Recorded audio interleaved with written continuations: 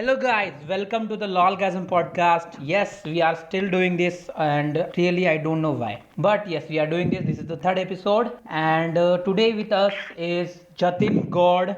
He is a comedian, he is a content writer, and a creative writer.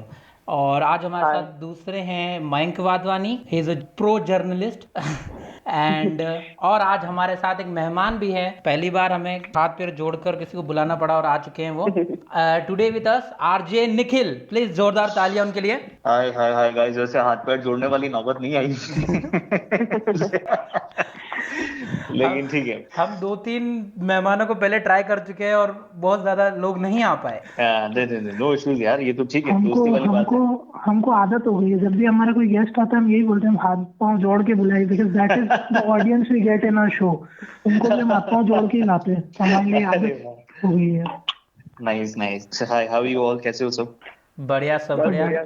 RJ Nikhil, क्या हो रहा है lockdown में? लॉकडाउन में वही हो रहा है यार, डेली का रूटीन है। Because in our stream, in our industry, we used to say the show must go on in every situation, every condition. तो हम घर में हैं, लॉकडाउन के सारे जो रूल्स हैं, जो नियम है, उनका पालन कर रहे हैं और घर से ही शोज कर रहे हैं। It's a quite different experience because घर में बहुत सारी चीजें होती है ना। जैसे आप अगर अपना अपना घर हो ना खुद का, तब तो कोई दिक्कत नहीं होती क्योंकि थोड़े गैप में, डिस्टेंसेस में अपने हिसाब से रूल्स बनाए होते हैं। लेकिन जब आप फ्लैट्स में रहते हो, कम्युनल फ्लैट्स में रहते हो, तो आजू बाजू के लोग भी आवाजें करते हैं, बच्चे होते हैं क्रिकेट खेलते हैं या कुछ भी कर रहे होते हैं, गाने चल रहे होते हैं। कितने लोगों को रोकोगे जब आपके पूरे फ्लैट्स के अपार्टमेंट में ही 90 से 100 लोग रह रहे हो, तो आप किन किन के घर का दरवाजा खटखटाओगे?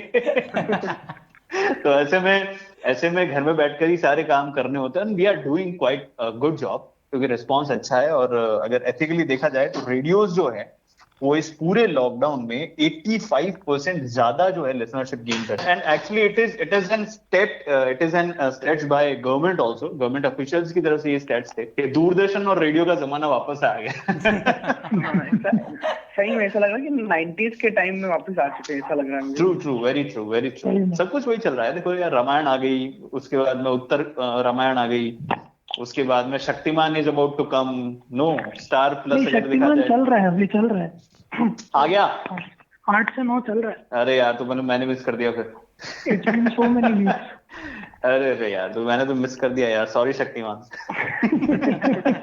बट या तो आरजे निखिल, अब आपसे कुछ हम सवाल करेंगे आज और I think yes yes definitely. हाँ मयंक भैया। हाँ जी।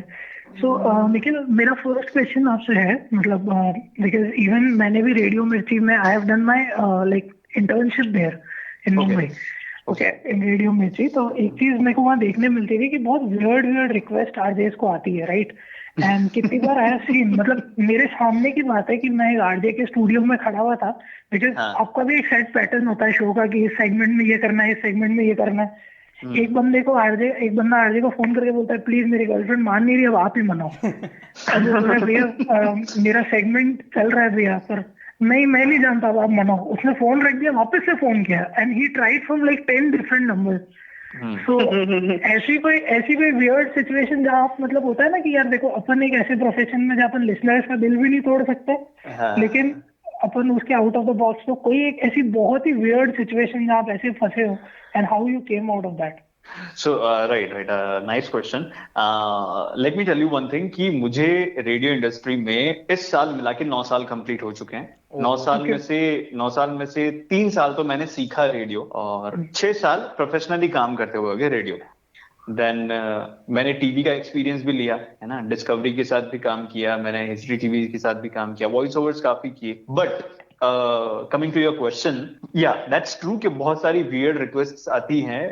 उदयपुर में आए हुए मुझे 2 साल हो गए, है ना। तो I get a request on call, as you say कि फिक्स सेगमेंट्स होते हैं, सारे सेगमेंट्स फिक्स होते हैं, लेकिन उनमें हर रोज क्रिएटिविटी करनी पड़ती है, नया देना पड़ता है लिसनर्स को।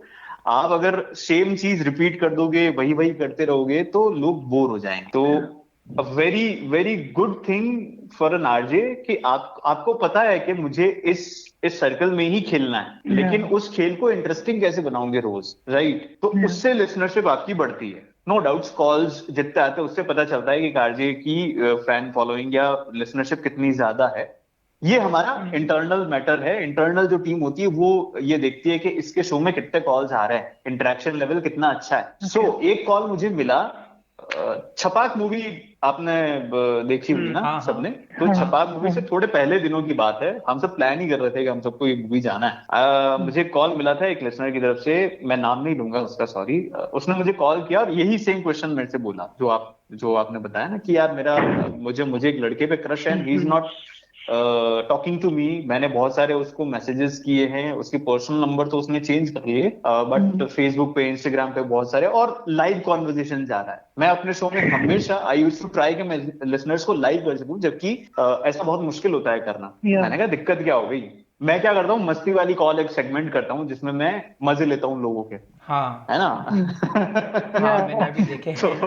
तो मैंने उसको कहा चलो मैं ऐसा कुछ कर दूंगा, लेकिन कोई कम्युनिकेशन का नंबर या मुझे उसका कुछ मिल जाए तो इट वुड बी बेटर। तो उसने कहा नंबर तो मेरे पास नहीं है। तो मैंने कहा क्या बात क्या हुई मुझे बताओ, कि मैं बहुत वक्त से बात करना चाह रही हूँ और मेरी बात नहीं हो पा रही। पहले वो किसी और जगह थे, अभी वो उदयपुर आ गए हैं, तो मुझे थोड़ा सा ठनका। मैंने कहा ये कहना क्या चाह रही है। तो मैंने कहा ठीक है और डिटेल बताओ। तो बोली कि सॉन्ग वो गाना बड़ा अच्छा गाते हैं। तो मैंने उनको सॉन्ग रिक्वेस्ट करी थी, उन्होंने इंस्टाग्राम पे फेसबुक पे कहीं मेरी रिक्वेस्ट नहीं डाली, और मैं उनसे मिलना चाहती हूँ, बात करना चाहती हूँ, just to express myself. मैंने कहा यार ये मतलब मैं कैसे कर पाऊँ, ये तो आपका पर्सनल मैटर है भाई, किसी के निजी मामले में हम कैसे घुस जाए। ये कुछ ज्यादा, ये धीरे धीरे कुछ ज्यादा निजी जा रहा है अभी, ज्यादा निजी जा रहा है एक्चुअली। तो मैं कहा ये क्या बात होगी, ऐसी कैसी बात होगी। धीरे धीरे बात में उसने मुझे मेरे फेसबुक पे उसने कहा मैं हाय लिख रही हूँ आपको फेसबुक पे, आप अभी देखो। तो यूजुअली क्या होता है, ये लोगों की बहुत सारी वो रहती है कि यार आप लोग मैसेजेस का रिप्लाई नहीं करते। रीजन बीइंग बहुत सारे मैसेजेस आते हैं और इतने सारे मैसेजेस का एक बार में रिप्लाई करना पॉसिबल नहीं होता। धीरे धीरे हम करते हैं, जैसे ही हमें अनरीड मैसेजेस दिखते हैं, मैं डेली का अपना फिल्टर लेके बैठता हूँ अनरीड मैसेजेस को रिप्लाई करने का। मैंने अभी 2 दिन पहले देखा, साल भर पहले किसी ने हाय लिखा, उसको मैंने जवाब और पीछे वो चढ़ गया 1 साल बाद हाय लिख रहे हो। मैंने कहा भाई माफ करो, क्षमा कर दो मुझे ताजश्री। तो मैंने वो लड़की का जैसे ही मैसेज देखा, आई वॉज शॉक्ड। वो मेरे बारे में बात कर रही थी और मुझे गुस्सा आया। मैंने कहा इतनी रामायण, इतनी बातें मैंने ऑन एयर पेल दी है, और अब मैं अगर नहीं बोलूंगा तो मेरी बेइज्जती हो जाएगी। मैंने कहा मैडम चाहती क्या? कहती है कि I just want to meet you. मैंने कहा देखिए मेरा ऐसा कोई इरादा नहीं है ना, I am just a simple guy. नहीं मैं तो आपकी आवाज बहुत पसंद करती हूँ, ऐसा वैसा करके उसका खूब मक्खन लगाया मुझे। तो फाइनली मैंने कहा ठीक है, मेरे ऑफिस के नीचे ही उदयपुर जो रेडियो सिटी का ऑफिस है उसके नीचे ही सीसीबी का ऑफिस है। मैंने कहा आप यहाँ आ जाइए, अपन मिलते हैं 8 बजे आ जाओ आप। तो बोलती अंधेरे में मुझे दिक्कत होती है। मैंने कहा मैडम आप ऐसा करो, कल सुबह आप 10 बजे आ जाओ। 10 बजे ना अंधेरा होता है ना सीसीबी में ज्यादा लोग होते हैं, आराम से अपन एकांत में बैठ के बातें करेंगे।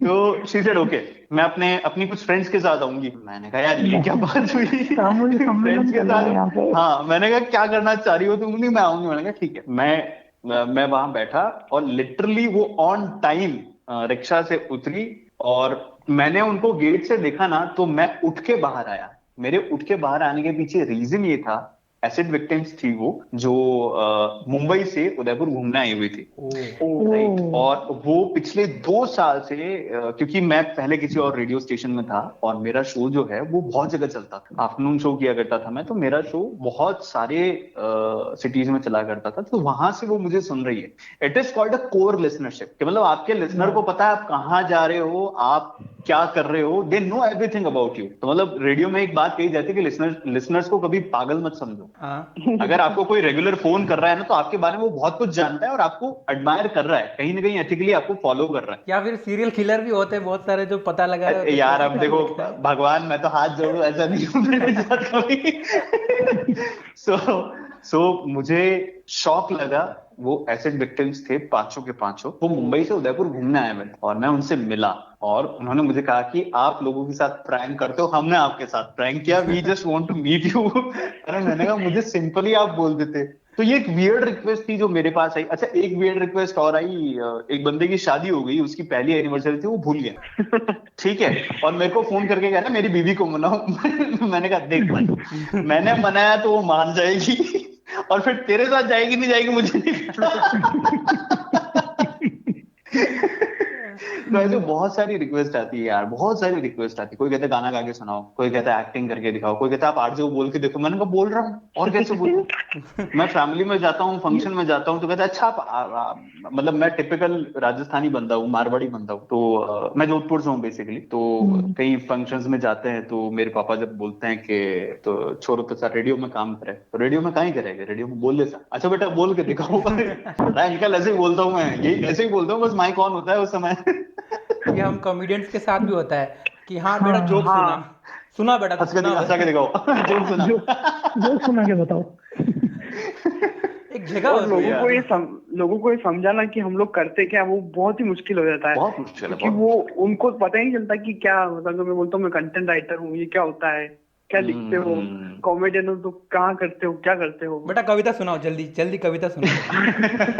तो जैसे ये था कि जैसे आप बोल रहे हो ना कि अपन बात कर रहे हैं कि कॉमेडी और आरजे में यदि समझ नहीं पाते, तो मैंने जैसे मेरा ग्रेजुएशन है ना वो मास मीडिया में किया है। So I am bachelors in mass media. Okay, graduation journalism वगैरह ऐसे, तो जर्नलिज्म वगैरह समझ आता है। लोगों को बोलो ना किस चीज में डिग्री है कि मास मीडिया में है, ऐसा भी कुछ होता है, उसमें क्या करते हैं। और मेरे कोर्स में ये था कि हमारी किताबें नहीं होती थी, ठीक है, हमको रिपोर्ट्स रिसर्चेस ये सब बहुत ज्यादा करना पड़ता था, और हम लोग खुद ही बनाते थे, मूवीज देख के क्रिटिक्स लिखना, ये वो ये सारा काम होता था। तो आधे जनों को तो आज तक, मतलब इट्स बिन 5 years की मेरी डिग्री खत्म हुआ, कुछ लोग तो आज भी मिलकर बोलते सही में ऐसा कोई कोर्स होता है।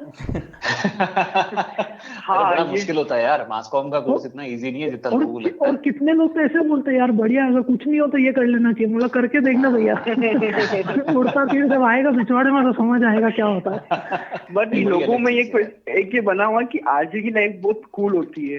जैसे मैंने एक मूवी देखी थी, मैंने फर्स्ट टाइम दिल से मूवी के अंदर शाहरुख खान ने वो रोल प्ले किया था, अमन वर्मा का। हाँ। तो मतलब वो पूरी मूवी के अंदर भागे जा लड़की के पीछे और रोक रहे लोग उसको, तो कार्ड दिखा के बोल रहा है हाँ ऑल इंडिया रेडियो। तो मैं सोचा क्या लाइफ होती लोगों की, कार्ड दिखाया निकल गया और खाली गाने सुन रहा इसके अंदर हुआ। तो ऐसा सच में होता है आरजे निखिल? हाँ मतलब हाँ, क्योंकि मैं बता रहा हूँ उसके पीछे रीजन क्या है। अच्छा, जब एक बहुत पुरानी सेइंग है यार कि when you get something you have to lose something. मतलब आपको जब कुछ पाना होता है तो आपको बहुत सारी चीजें खोनी पड़ती है। स्टारडम मिलता है, फेम मिलता है, and I proudly can say कि मैंने मतलब बीइंग एन आरजे जो स्टारडम मैंने देखा है। मतलब मैं आज भी अगर मेरा कोई लिसनर मेरे नंबर पे कॉल कर देता है ना, मेरे पर्सनल नंबर पे जो मैं नहीं लोगों को देता हूं, अगर उसके पास कहीं होता है वो कॉल कर देता है, गाइस कभी उस पर गुस्सा नहीं करता। लॉलगैज़म के मैं लोगों को बताना चाहता हूँ हमारे पास नंबर है, अगर आप सुन रहे हैं तो आपको मिल जाएगा। Definitely I never reject a call, और मैं किसी कॉल पे गुस्सा नहीं करता। हाँ, पैसा मत लेना, कोई कर दे तो हम बिक जाए, कोई तो कर दो। I never disrespect any call.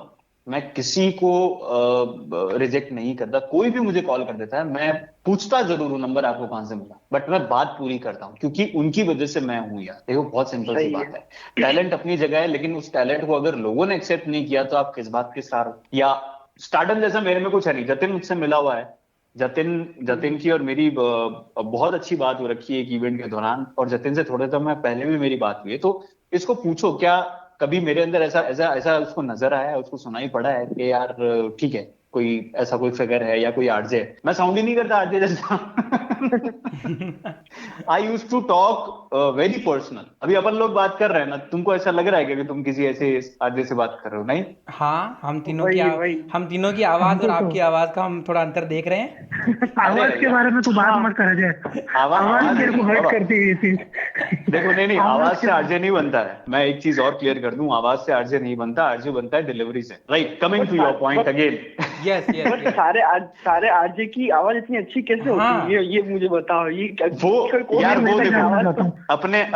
अपने ये जो फतेह सागर में कोई पत्थर डाल दोगे आप तो वो घुलता घुलता गोल हो जाएगा ना। पत्थर पानी में बड़ा पत्थर गोल होता है ना, तो बोलते बोलते अपना भी हो जाता है वो। जब आप काम करने बोल रहे हो भाई, होगा टाइम लगता है। यार टाइम लगता है जब अपना कॉन्वर्जेशन आगे बढ़ेगा ना, जब चीजों की शुरुआत के बारे में तुम लोग जानना चाहोगे ना, तब मैं बताऊंगा, तुम्हें हंसी आएगी बहुत जबरदस्त। तो coming to your point, RJs की लाइफ बहुत इंटरेस्टिंग होती है, बहुत ज्यादा इंटरेस्टिंग होती है। आपको क्या करना है? आपको पिक्चर देखनी है, आपको पार्टी करनी है, आपको गाने सुनाने लोगों को और उसके पैसे मिल रहे हैं, और क्या चाहिए जीवन में? अरे कोई बसड़ी नहीं लाइफ में यार। सही है। क्या चाहिए आपको? आपको सिटी में कोई इवेंट हो रहा था, आपको इनविटेशन मिल रहा है, यू हैव टू गो, आप जाओ, आपको माला पहनाएंगे, सम्मान करेंगे, आगे बैठाएंगे डाइस पे, और क्या चाहिए भाई? बापू तो राजी, घर वाले तो खुश, अरे वाह मेरे बेटे की फोटो आ रही है अखबार में, अरे वाह ये तो टीवी में भी आ रहा है, रेडियो पे भी आ रहा है, पर और क्या निखिल चाहिए? निखिल जैसा कि मैंने देखा कि आप कभी कभी लाइव प्रैंक भी करते हो, है ना? बिल्कुल करते हैं। तो ऐसा कभी हुआ है कि किसी के साथ लाइव प्रैंक कर रहे हो और सामने कुछ ज्यादा गर्मी हो गई हो, मतलब कुछ गाली गलौज, हाँ भोसड़ी का क्या है, क्यों कर रहा है फोन, ऐसा कुछ हुआ है कभी? हुआ है, बहुत बार हुआ है। मैं पहले कोटा में था, radio city the same channel, मैं कोटा में मॉर्निंग शो किया करता था। तो मैं स्टूडेंट्स, कोटा के स्टूडेंट्स जो होते हैं ना, बड़े डिप्रेस हो जाते हैं एक लेवल पे आके, क्योंकि उनके जीवन में और कुछ बचता ही नहीं है सिवाय पढ़ाई पढ़ाई पढ़ाई पढ़ाई। फोन भी उनको माँ बाप ने बटन वाला दिया होता है जिसमें इंटरनेट चलता नहीं, तो वो 3 सेम लेटर्स वाली साइट पे भी कैसे जाए, है ना? स्क्रीन भी छोटी, कोई दिखता नहीं, तो बेचारे एंटरटेनमेंट के लिए क्या करे, रेडियो सुनते हैं। हाँ। तो हम ही उनको एंटरटेन करवाते हैं, हमसे मजाक भी करते हैं, खूब सारे प्रैंक्स भी करते हैं। तो एक लड़के के साथ प्रैंक ओवर हो गया, अच्छा। इतना ज्यादा हो गया वो कि वो रोने लग गया। मेरी कलीग है दामिनी, आरजे दामिनी, जो कोटा में शो करती है। तो उसको मैंने बिठाया था, तो मैंने कहा कि तुम्हें ऐसा उसको बोलना है कि तुम प्रेग्नेंट हो और उस लड़के की गर्लफ्रेंड का नाम ये है, ठीक है? तो उसने वो कर दिया, उसने कहा मैं तो पुलिस बुला रही हूँ, ये वो इतना डर गया और लड़का, लिटरली उसने अपने आप को रूम में बंद कर लिया और मेरी फटके हो गई 4। मैंने कहा ये लटक गया तो मैं हमेशा के लिए लटक जाऊंगा। और वो जगह भी ऐसी है ना, इंस्पायर करती है। मैंने कहा ये ज्यादा हो गया यार, ये मुंबई के लेवल का प्रैंक कर दिया अपन ने, और कोटा के लेवल के बच्चे बेचारे बोले होते हैं। मैंने वहां के हॉस्टल की अथॉरिटी को कॉल किया, मैंने कहा रूम नंबर इसमें जाओ, लड़का क्या कर रहा है वो देखो। बाद में पता चला वो टॉयलेट में बैठा भन्ना रहा था। बट कोटा में कोई सुसाइड करेगा स्टूडेंट तो कोई पूछेगा नहीं कि क्यों किया, तो उनको बच जाते फिर भी आप।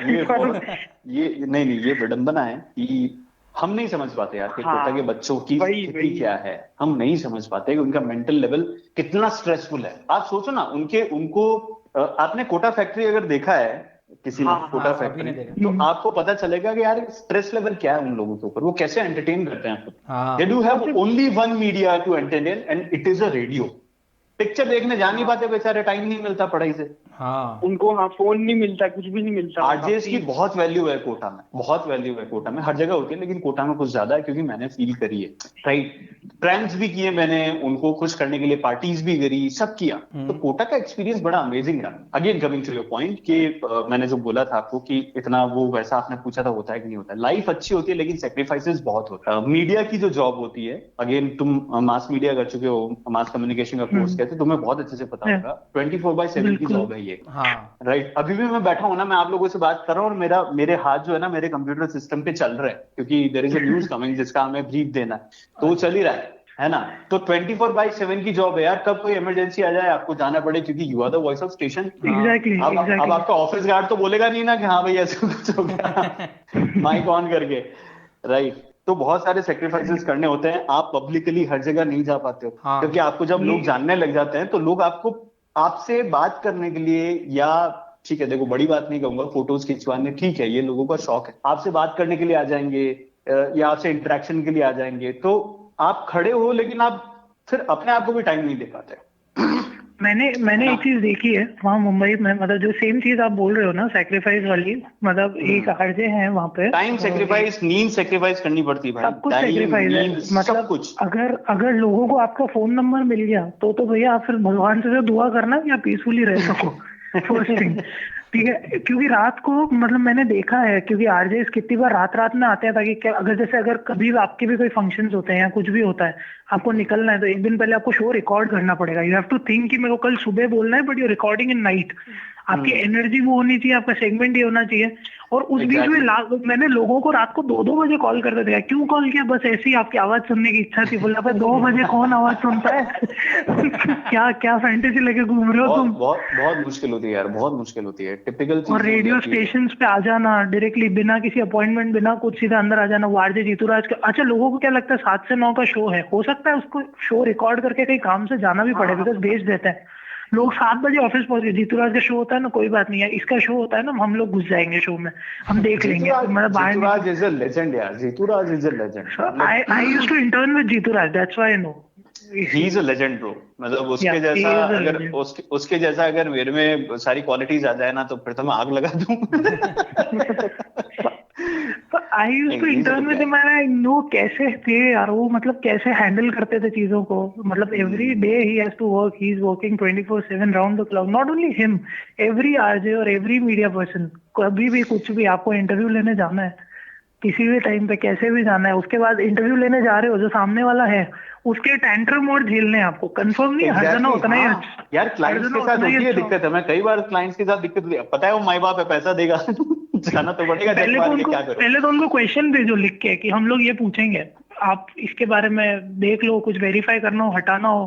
Plus you have to be very, वो बहुत सी चीजें हैं. तुमको पता है मैं क्या करता हूँ ऐसी सिचुएशन में? मैं कभी भी लिखे हुए सवाल नहीं पूछता, कभी भी. तुम लोगों ने मुझे एक क्वेश्चनर भेजा था ना, मैंने सिर्फ उसको देखा, मैंने उसको पढ़ा नहीं. क्योंकि मैं उसको पढ़ूंगा ना तो मेरे में रीडिंग इफेक्ट आएगा अभी थोड़ी देर में, तो मैं उसको पढ़ता ही नहीं. तो मैं जब क्लाइंट्स के वहां इंटरव्यू करने, पहली बात तो मैं बहुत कम जाता हूँ. इंटर्न्स चले जाते हैं तो हमें जाने की जरूरत नहीं पड़ती. जाते हैं तो उनको ठीक है, फॉर्मेलिटी है, वो सेल्स वाले भेज देते कि साहब ये सवाल हो. तो मैं तो बिल्कुल उल्टा ही पूछता हूँ उससे, एकदम अलग. और ये बोलता हूँ, भाई साहब लाइव हो, आप मेरे फोन से लाइव जा रहे हो. सामने वाला बम पे बैठ के बोल रहा है, डर जाता है वो, लिटरली डर जाता है. हाँ पूछो. फिर अच्छा जाता है कि हाँ ये बड़ा अच्छा गया. तो मैंने कहा फिर इसलिए हम नेचुरल चीजें लेते हैं ना. लाइव जाने का यही फंडा है. लाइव जितना जाओगे ना, आप रेडियोज में एक थ्योरी है कि आप रिकॉर्डेड शो करो तो अच्छा होता है. मैं कहता हूँ नहीं, आप लाइव शो करो, वो रिकॉर्डेड से 1000 गुना बेटर है. क्योंकि आप लाइव साउंड होंगे उसमें, है ना, बना के नहीं बोल पाओगे चीजें. अभी बहुत सिंपल सी बात है यार. हम जैसे लॉकडाउन की सिचुएशन है तो हम शो पूरा रिकॉर्ड नहीं करते. रिकॉर्ड इन द सेंस की, जैसे मान लीजिए लिंक आने वाला है या हमारे बोलने का टाइमिंग आने वाला है, तो 1-2 गाने पहले लिंक रिकॉर्ड करते हैं, क्योंकि लाइव की फैसिलिटी नहीं होती घर से. तो उसमें मजा नहीं आता यार. लिटरली मैं तो पक गया हूँ यहाँ बैठ के. मुझे ऐसा लग रहा है कि मेरे को कोई लटका दो यहाँ. पागल हो गया हूँ. कब ऑफिस खुलेंगे, कब जाएंगे, कब क्या होगा. सो टाइम नहीं मिल पाता. सेक्रीफाइसेस बहुत सारे करने पड़ते हैं भाई, बहुत सारे. आपको सबसे ज्यादा सेक्रीफाइस अपने टाइम का करना पड़ता है, आपकी पर्सनल लाइफ का करना पड़ता है. आप मान लो कोई फंक्शन में गए हुए हो और एकदम से आपके ऑफिस से कॉल आ जाए कि यार फलाना एडमिनिस्ट्रेशन में कुछ हो रहा है and you have to cover this, तो आपको जाना ही पड़ेगा. You have to go. मैंने कई सारे फंक्शंस मिस कर दिए, मेरे कजिन्स की शादियां मिस कर दी. तो मुझे दुख होता है, गालियां देते हैं वो बहुत सारी, छोड़ दे नौकरी, दूसरी कर ले. अरे मैंने कहा क्यों कर लूं दूसरी? शाम को 2 घंटे शादी में नहीं हूं ना, उसके बाद तो यही हूँ, रात भर यही पड़े अपन ऐश करेंगे. तो ये सब कुछ होता है यार. अच्छा मेरा क्वेश्चन था कि जैसे फर्स्ट टाइम सब चीजों में सबसे स्पेशल होता है, मैं रेडियो की बात कर रहा हूँ. जैसे कि इसमें फर्स्ट टाइम जब आपने रेडियो को लाइव बोला तो वो एक्सपीरियंस कैसा था? नर्वस थे या फिर कॉन्फिडेंट थे कि क्या, मतलब? मेरा फर्स्ट शो जो एयर हुआ था, it is with all India radio. पहला रेडियो एक्सपीरियंस, मेरा पहला शो जो ऑन एयर हुआ था वो ऑल इंडिया रेडियो के साथ, आकाशवाणी के साथ हुआ था. सॉरी एफएम शुरू हुए थे आकाशवाणी. आकाशवाणी का क्या है कि 2 चीजें चलती है. सुबह आकाशवाणी चलती है, शाम को चलती है युवाणी, है ना. तो बीच में एफएम की फ्रीक्वेंसी उन्होंने नई निकाली थी. मतलब अभी शुरू हुआ है, ये 7-8 साल हुआ है, ज्यादा इससे ज्यादा नहीं हुआ. एफएम को शुरू हुआ है, आकाशवाणी तो बहुत समय से चल रहा है. तो फ्रीक्वेंसी उस एफएम में क्या होता है ना कि आपको थोड़ी सी चूक दी जाती है. आकाशवाणी में काम करते हो ना, आपको बहुत सारी फाउंडेशन में काम करना. आप अच्छा, वहां पे सेंसरशिप ज्यादा होती है, बहुत ज्यादा रेस्ट्रिक्शन होती है. आपके शब्दों को लेकर रेस्ट्रिक्शन होती है, आपके बोलने के तरीकों को लेकर. आपको सोबर बोलना है एकदम. तो आपको ना स्क्रिप्ट बना के पहले आपके प्रोग्रामिंग मैनेजर को देनी पड़ती है कि मैं वर्ड टू वर्ड ये बोलने वाला हूँ साहब, ये मेरा पन्ना है, ये लिखा है मैंने, ये बोलूंगा. तो उसमें क्या है, जैसे एग्जामिनर नहीं होता, वो लाल लाल गोले बनाता है कि ये सब नहीं बोलना है भाई, इसकी जगह आप ये करो, ये करो. ये अच्छा है भाई, इट इज गुड. आपकी वोकेबलरी इतनी स्ट्रांग हो जाती है हिंदी और इंग्लिश की। आई एम हिंदी बैकग्राउंड, मेरा हिंदी बैकग्राउंड रहा है हमेशा। हाँ। हिंदी मीडियम स्टूडेंट रहा हूँ यार, अंग्रेजी इतनी अच्छी नहीं थी, रेडियो में आने के बाद सुधरी अंग्रेजी में। हिंदी मीडियम के स्टूडेंट्स के साथ में दिक्कत होती है, वो इंग्लिश समझ जाता है, वो लिख लेते हैं लेकिन बोल नहीं पाते। सेम। I feel you. मेरे को इतनी दिक्कत होती थी यार, मैं डिक्टेशन होल्डर हूँ इंग्लिश में, 10th और 12th में मेरे डी लगा है, 8th के उस टाइम तो 8 में भी 5वीं में भी बोर्ड हुआ करता था हमारे यार, तो उसमें डी मेरे लगे हैं। साला मैं बोल नहीं पाता अंग्रेजी, ऐसा क्या है इसमें? तो मैंने रेडियो में आने के बाद इंग्लिश सीखी है बोलना, नहीं बोल पाता था मैं पहले। तो मैं तो सैन पॉल से पढ़ा हूँ तो भी इंग्लिश वैसी की वैसी है। पॉल बॉयज स्कूल, क्या ही इंग्लिश सीरियसली लेंगे हम। तो यार वहां का एक्सपीरियंस बड़ा अच्छा रहा। तो वहां मेरा पहला शो था एंड उसी दिन कोई मर गया सुबह सुबह, मतलब मुझे याद ही मरा कौन, समवन वाज डाइड। बहुत बड़ी हस्ती थी बॉलीवुड की, और मुझे एकदम से कॉल आया। अंदर मैं बैठ ही रहा हूँ सीट पे। वहां क्या होता है ना कि जो अनाउंसर होता है वो होता है स्टूडियो में, और आप होते हो स्टूडियो के सामने वाले केबिन में जहां सिर्फ माइक लगा होता है ना, आपका कंसोल वगैरह सब आपका अनाउंसर हैंडल कर रहा होता है। तो मैं बहुत लकी हूं कि मेरे announcer, one of the legends in Rajasthani radio, Zafar Khan Sindhi और भानु सर रहे। जफर खान सिंधी साहब की अगर आप राजस्थानी सुनेंगे ना, और उनकी अगर आप आवाज सुन लेंगे ना, तो आप मतलब फैन हो जाएंगे उनके। He is on Facebook, Zafar Khan Sindhi नाम से है, आप उनको सुनिए। थोड़ा सा वो ओल्ड साउंड होते हैं, लेकिन लहजा जो उनके बोलने का है, या जो उनके वर्ड्स हैं, जो आप मतलब मैं डिस्क्राइब नहीं कर सकता। He is a god of radio in Rajasthan. तो वो मेरे अनाउंसर थे, मेरे सामने बैठे थे, और मेरे मामा जी के खास दोस्त। मेरे को पता ही नहीं कि वो मेरे मामा जी के दोस्त हैं। और वो मेरे को मारवाड़ी में कहते हैं भाणिया, भाणु कहते हैं, भाणु इज ए टिपिकल वर्ड का मतलब होता है भतीज, ठीक है, भांजा। तो बोला भाणिया शुरू हो जा, मारवाड़ी में। तो एकदम से कॉल आया अंदर, उन्होंने यूं हाथ का इशारा किया और गाना चला दिया। मैंने कहा ये क्या हो गया भाई, मैंने कुछ गलत, मैंने तो बोला ही नहीं अभी। हाँ। तो उन्होंने मेरे को माइक पे बोला कि मुझे याद नहीं आ रहा यार कौन बोल रहा था, तो बोला कि ये इनका इंतकाल हो गया है और अब तेरे को तो इन्हीं पे शो करना है। तो मैंने कहा शो क्या करना, मैं तो प्रेप ही नहीं कर गया, इसका क्या बोलूंगा मैं बताऊं, मैं इसकी हिस्ट्री बताता हूँ तेरे को। तो उन्होंने मेरे को हिस्ट्री बताई वर्बली, जब तक गाना चल रहा था। 2 घंटे का शो होता था सुबह में। अब मेरे को बोला गया कि सैड रहना है। मैंने कहा पागल हो गया क्या सैड रहना, मैं मस्ती मजाक करने वाला आदमी, मैं तो सैड मोमेंट में कैसे करूंगा? नहीं करना है, करना तो पड़ेगा। तो मेरा पहला शो ऐसा गया ना, मतलब वो स्क्रिप्ट तक मैं उसकी नहीं कर पाया, तो एट अ मोमेंट बहुत सारे चेंजेस आते हैं। तो वो शो पे मैंने फील किया यार कि मैं रेडियो पे रोने वाला भी साउंड हो सकता हूँ, मैं रेडियो पे दुखी भी साउंड हो सकता हूँ। तो इट वाज अनएक्सपेक्टेड। मैं बहुत डरा हुआ था यूजुअली। मैं आज भी जब मेरे शो का पहला लिंक होता है ना, तो मेरे हाथ और पैर दोनों कांपते हैं आज भी। मतलब इट्स बिन 9 years, आज भी जब मेरी आवाज पहली बार शो में ऑन एयर होती है दिन के, तो मेरे हाथ ऐसे कांपते हैं। अगर कोई मेरे साथ स्टूडियो में बैठा ना, तो उनको ये चीज दिखेगी। मेरे सीनियर्स कहते हैं तो इतना क्यों शिविर कर रहा है? मैंने कहा सर डर है, और ये डर होना चाहिए लाइफ में हमेशा। मैं स्टेज पे जाता हूँ तो मेरे पैर दूचते हैं, तो ये डर होना चाहिए। कुछ लोग जो बड़े बड़े एंकर्स हैं, अब क्या नाम लेना उनका, वो कहते हैं कि ऐसा कुछ नहीं होता। तो ओवर कॉन्फिडेंस नहीं होना चाहिए। आपको डर नहीं लगेगा ना, तो आप अपना बेस्ट नहीं दे पाओ। हाँ एग्जैक्टली। सही है। तो दैट इज हाउ। बट हाँ, इतने साल हो गए कॉमेडी पे भी, मतलब हर 2-3 सेकंड पहले जब होता नाम अनाउंस होने वाला है या लाइव जाने वाले या कुछ, तो उस टाइम पे हाथ दूसते हैं, पता नहीं क्यों। बाकी पहले कॉन्फिडेंट रहते हैं, फिर उसका लगता है कि मतलब चलो ठीक है, अच्छा मैं अकेला नहीं हूँ ऐसा। पहला लाफ्टर मिल जाता है, फिर हाँ अब ये जगह मेरी है, अब ये जगह मेरी है। होना चाहिए यार। जब तक आपको डर नहीं लगेगा ना यार, घर में बाप का डर नहीं है, तब तक आप शालीन कैसे रहोगे? तो वो डर होना चाहिए आपकी जिंदगी में। अच्छा, मेरा एक सवाल ये था कि लाइक ये करियर कैसे चूज किया? मतलब ऐसा नहीं सोचा कि लोग क्या कहेंगे, या फिर इतना अच्छा इंजीनियरिंग ट्रेंड में चल रहा था, एमबीए ट्रेंड में चल रहा था, ये करियर में कैसे चले गए? यार ये तुमने बहुत अच्छी बात कही। मतलब ये एक्सपीरियंस बहुत अमेजिंग एक्सपीरियंस है मेरी लाइफ का। मेरा पूरा नाम निखिल राठौड़ है। मैं बेसिकली राजपूत हूँ, और ऐसी फैमिली से आता हूँ जहाँ ये सब चीजें नहीं होती, ना किसी ने कभी करी, ना लोगों को पसंद है ना। टिपिकल फैमिली है, थोड़ा एथिक्स को ध्यान में रखती है, सब चीजें हैं। और आई एम वेरी हैप्पी कि मैं ऐसी फैमिली में जन्मा हूँ, क्योंकि मैंने संस्कार बहुत सीखे यार। मैंने बहुत सारी चीजें सीखी कि हाउ टू रिस्पेक्ट एल्डर्स, या हाउ टू टॉक विद, एक लहजा होता है ना बात करने का तरीका, वो मैंने फैमिली मेंबर्स से सीखा। तो हम ना बड़ा डरते हैं अपने पापा लोगों से। तो फादर फिगर जो होता है ना हमारा, यूं है कि वो सामने से निकल रहे हैं तो आप खड़े हो जाओ, या चुप रहो, हाँ। आप बोलो ही मत, जितना पूछो उतना ही जवाब दो। तो किसी ने किया ही नहीं ऐसे फैमिली में, हमारी फैमिली में कभी किसी ने। तो आई was a rebel. I connect with you right now because I'm in a Sindhi family born और हमारे यहाँ बिजनेस के अलावा पता ही नहीं है किसी को होता क्या है। मतलब आज तक भी हम लोग बैठते हैं ना यार मेरी फैमिली में सब अच्छी अच्छी पोजीशन पे है यार, कोई आर्मी में है, कोई पुलिस में है, कोई बैंक में है, मेरे फादर खुद रेलवेज में ऑफिसर हैं। तो सबको यही एक्सपेक्टेशन था, ये लड़का पढ़ लिख के तो आर्मी में या पुलिस में जाएगा। मैंने कहा यार जाऊंगा, लेकिन पहले मुझे जो पसंद है वो तो करूं। तो मेरे को बहुत बहुत पसंद था आर्ट एंड क्राफ्ट, है ना। मैं बहुत अच्छी ड्राइंग बना लेता हूँ, स्केच कर लेता हूँ, अब भी जब कभी टाइम मिलता है तो। तो मैं छुट्टियों में ननियाल गया हुआ था, जोधपुर में ही। तो मेरे मामा का लड़का है ना, वो थोड़ा सा वैसा है, ब्लंट टाइप का है, मतलब यूं अकड़ू है थोड़ा सा। तो उसने मेरे को बोला, भाई ये दैनिक भास्कर का एक इवेंट चल रहा है, समर क्लासेस, चलता है। आज से 10 साल पहले की बात बता रहा हूँ, दैनिक भास्कर में चलता हाँ, है। ये मैं भी जाता था। 10 साल पहले की बात बता रहा हूँ, 10 साल पहले की। हाँ। तो मैंने कहा कि क्या करेंगे भाई वहां जाके, अपन मस्त आइसक्रीम वाला आएगा, अभी दोपहर में आइसक्रीम खाएंगे, क्यों दिमाग खराब कर रहा है, शाम को क्रिकेट खेलेंगे, छोड़ना यार दिमाग में खराब, गेम खेलने जाएंगे शाम को दुकान पे। बोलता है नहीं नहीं चलता है, 100 रुपए फीस है 15 दिनों की।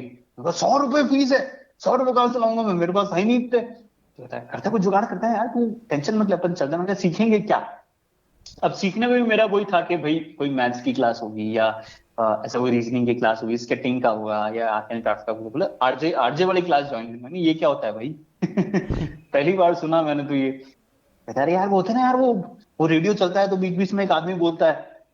मैंने कहा यार मैंने सुना नहीं कभी भाई, आदमी बोलता औरत बोलती, मुझे क्या पता। तो उसने मेरे को चला के सुना, और जो उसने रेडियो चलाया था, मैं अब यार मैं दूसरे रेडियो में मैं कैसे उसकी फ्रिक्वेंसी बोलता हूँ, लेकिन वो जो चलाया था उसने, इतना तेज बोला वो लड़का, वो बोला खत्म हो गया बोल के। अरे इतना तेज बोला, शताब्दी एक्सप्रेस, ये क्या बोल गया, क्या ऐसे ही होता है, अरे बहुत वैसे होता है यार, इनके यूं पीछे यूं लोग पागल होते हैं ये वो करके। और उस टाइम मेरे 12th की छुट्टियां हुई थी, नहीं सॉरी 10th की छुट्टियां हुई थी। मैंने कहा यार भाई यार ये तो कैसे करेंगे, तो चल के तो आते हैं। हम गए साहब वहां पे, बहुत सारे स्टूडेंट्स थे, एन नंबर ऑफ स्टूडेंट्स।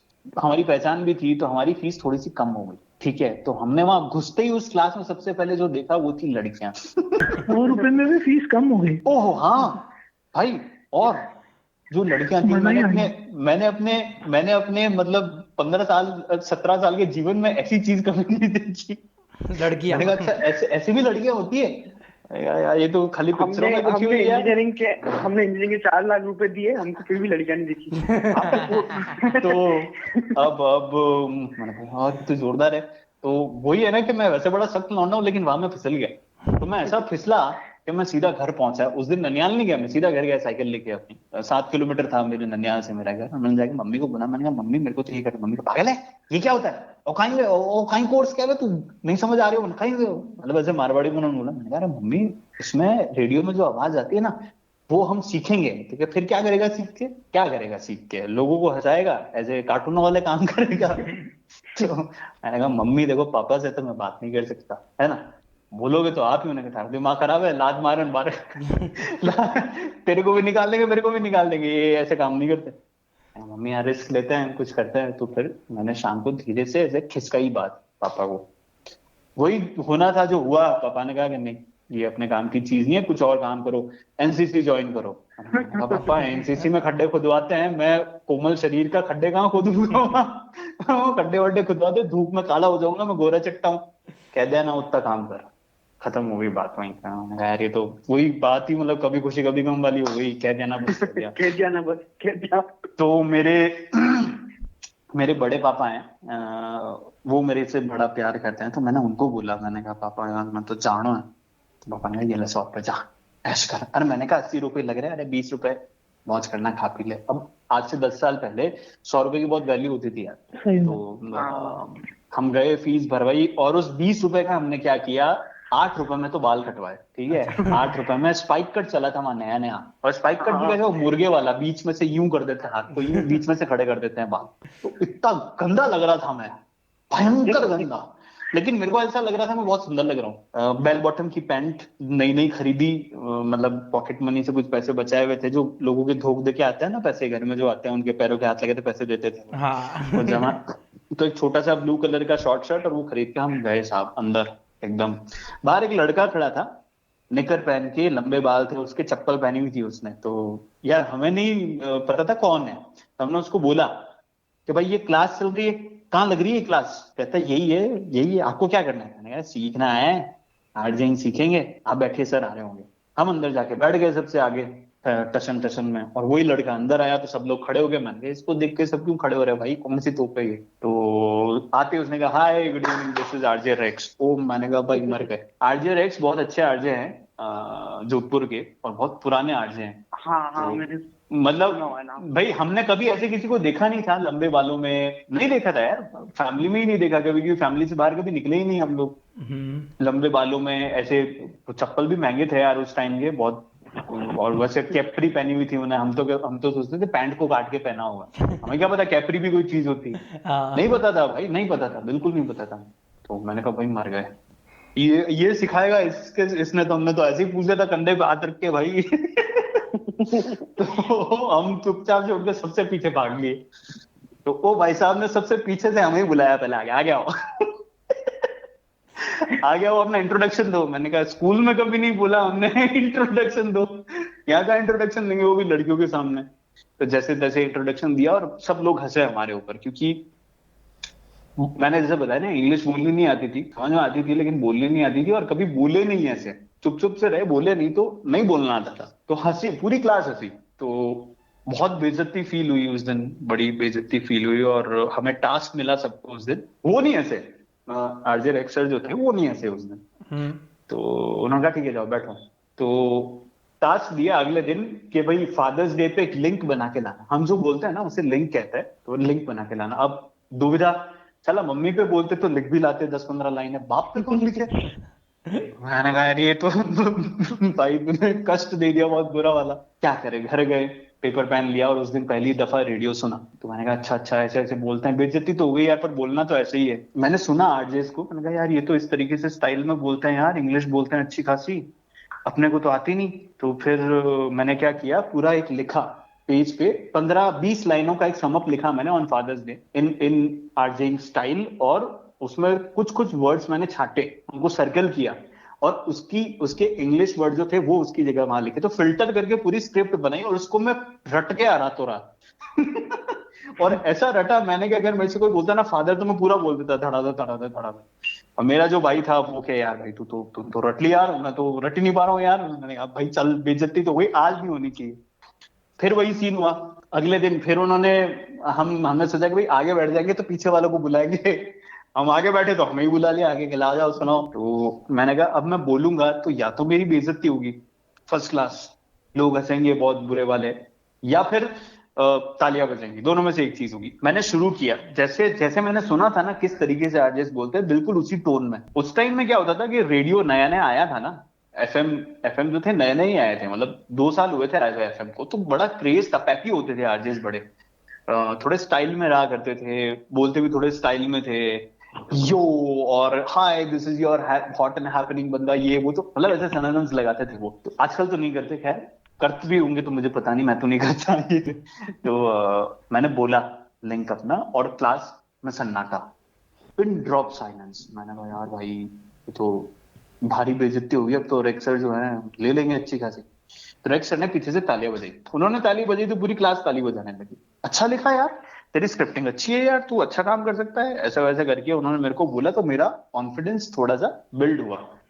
उस दिन के बाद में क्या है, क्लास की लड़कियां भी पास में आके पूछने लगी ये आपने कैसे लिखा, अच्छा इसको ऐसे क्योंकि ऑफिशियली उन्होंने डिक्लेयर कर दिया लड़का लिखता अच्छा है।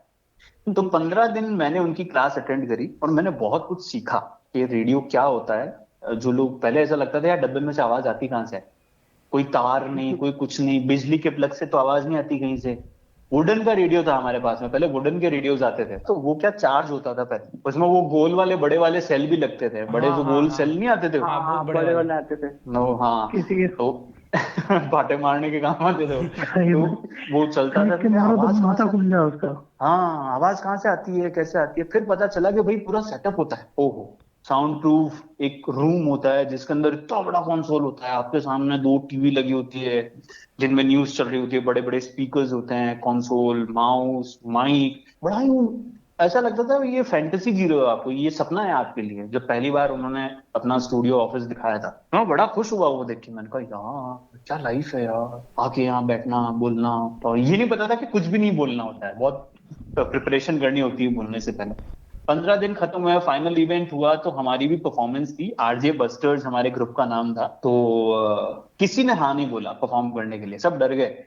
जब रेक्स सर ने पूछा कि भाई कौन मेरे साथ स्टेज शो होस्ट करेगा, किसी ने हाँ नहीं भरी, मैंने हाँ भरी। मैंने कहा सर मैं करूंगा। तो बोले कर लेगा। मैंने कहा सर ये तो नहीं पता कर लूंगा कि नहीं, लेकिन आज नहीं किया तो कभी नहीं करवाऊंगा। फिर बोले लाइक योर कॉन्फिडेंस, आजा।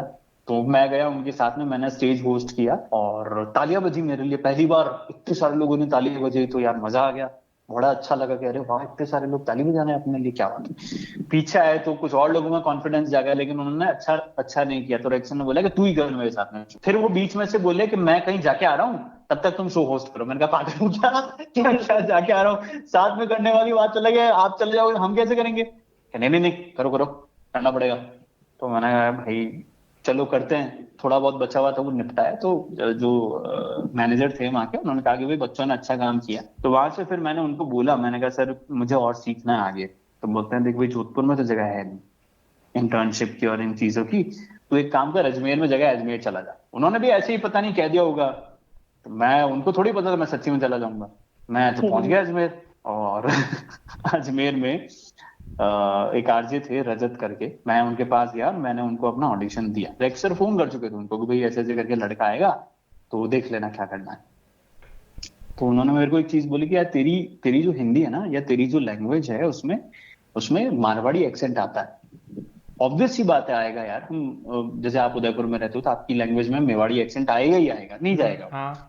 तो मेरा तो कुछ ज्यादा ही आता था मारवाड़ी। तो बोला कि नहीं हो पाएगा, तू जा वापस चला जा, टाइम मत वेस्ट हो। मैंने कहा सर क्या कर रहे हो, मैं लड़के आया हूँ घर वालों से इतनी माथाफोड़ी करके, और मेरे फादर ने बोल दिया कि कुछ भी नहीं दूंगा ये काम करेगा, तो अपने आप कमाओ और अपने आप करो। तो मैंने कहा यार ये तो बड़ी होगी। मम्मी ने 200 रुपए दिए थे मेरे को। मैंने कहा मम्मी 3-4 महीनों के लिए 200 रुपए थोड़ी बचा के रखूंगा। मेरे भैया थे वो उदयपुर में, सॉरी अजमेर में रहते थे, बैंक में थे वो। तो उन्होंने कहा नहीं जाओ तुम। मैंने कहा अरे सर बहुत मेहनत है। उन्होंने बोला कि ठीक है 6 दिन बाद आना, तैयारी कर 6 दिन वापस। तो मैं घर आया अपने और भैया का लैपटॉप लिया मैंने कहा भैया यार मेरे को है ना अंग्रेजी में कुछ सुनाओ। तो अंग्रेजी में मैं क्या सुनाऊं तेरे को, बच्चा है मेरा, तेरे को ये सुना दूं, पोएम सुना दूं अंग्रेजी में। मैंने कहा नहीं कुछ तो सुनाओ।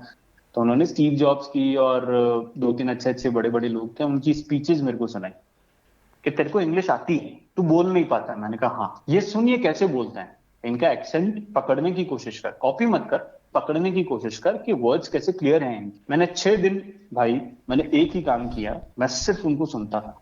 फिर लैपटॉप बंद होता था, फिर मैं चार्ज करता था, फिर मैं सुनता। नोट्स बनाए, बहुत सारे डायग्राम बनाए लिटरली एरोज के साथ में कि ऐसे ऐसे प्रिपरेशन करनी है। और मैं वापस गया, मैं फिर रिजेक्ट हो गया। फिर रजत सर ने बोला यार कि देख तेरा डेडिकेशन तो है, तू एक काम कर, मैं तेरे को अपने बिहाफ पे रखता हूँ, ठीक है, ऑफिशियली नहीं होगा लेकिन अपने बिहाफ पे मैं रखता हूँ, तू सीख। तो आया तू सीख। तो मैं 5-5.5 किलोमीटर अपने घर से पैदल चल के जाता था एट रेडियो स्टेशन। और यही अप्रैल का महीना और गर्मी बहुत जबरदस्त पड़ती थी।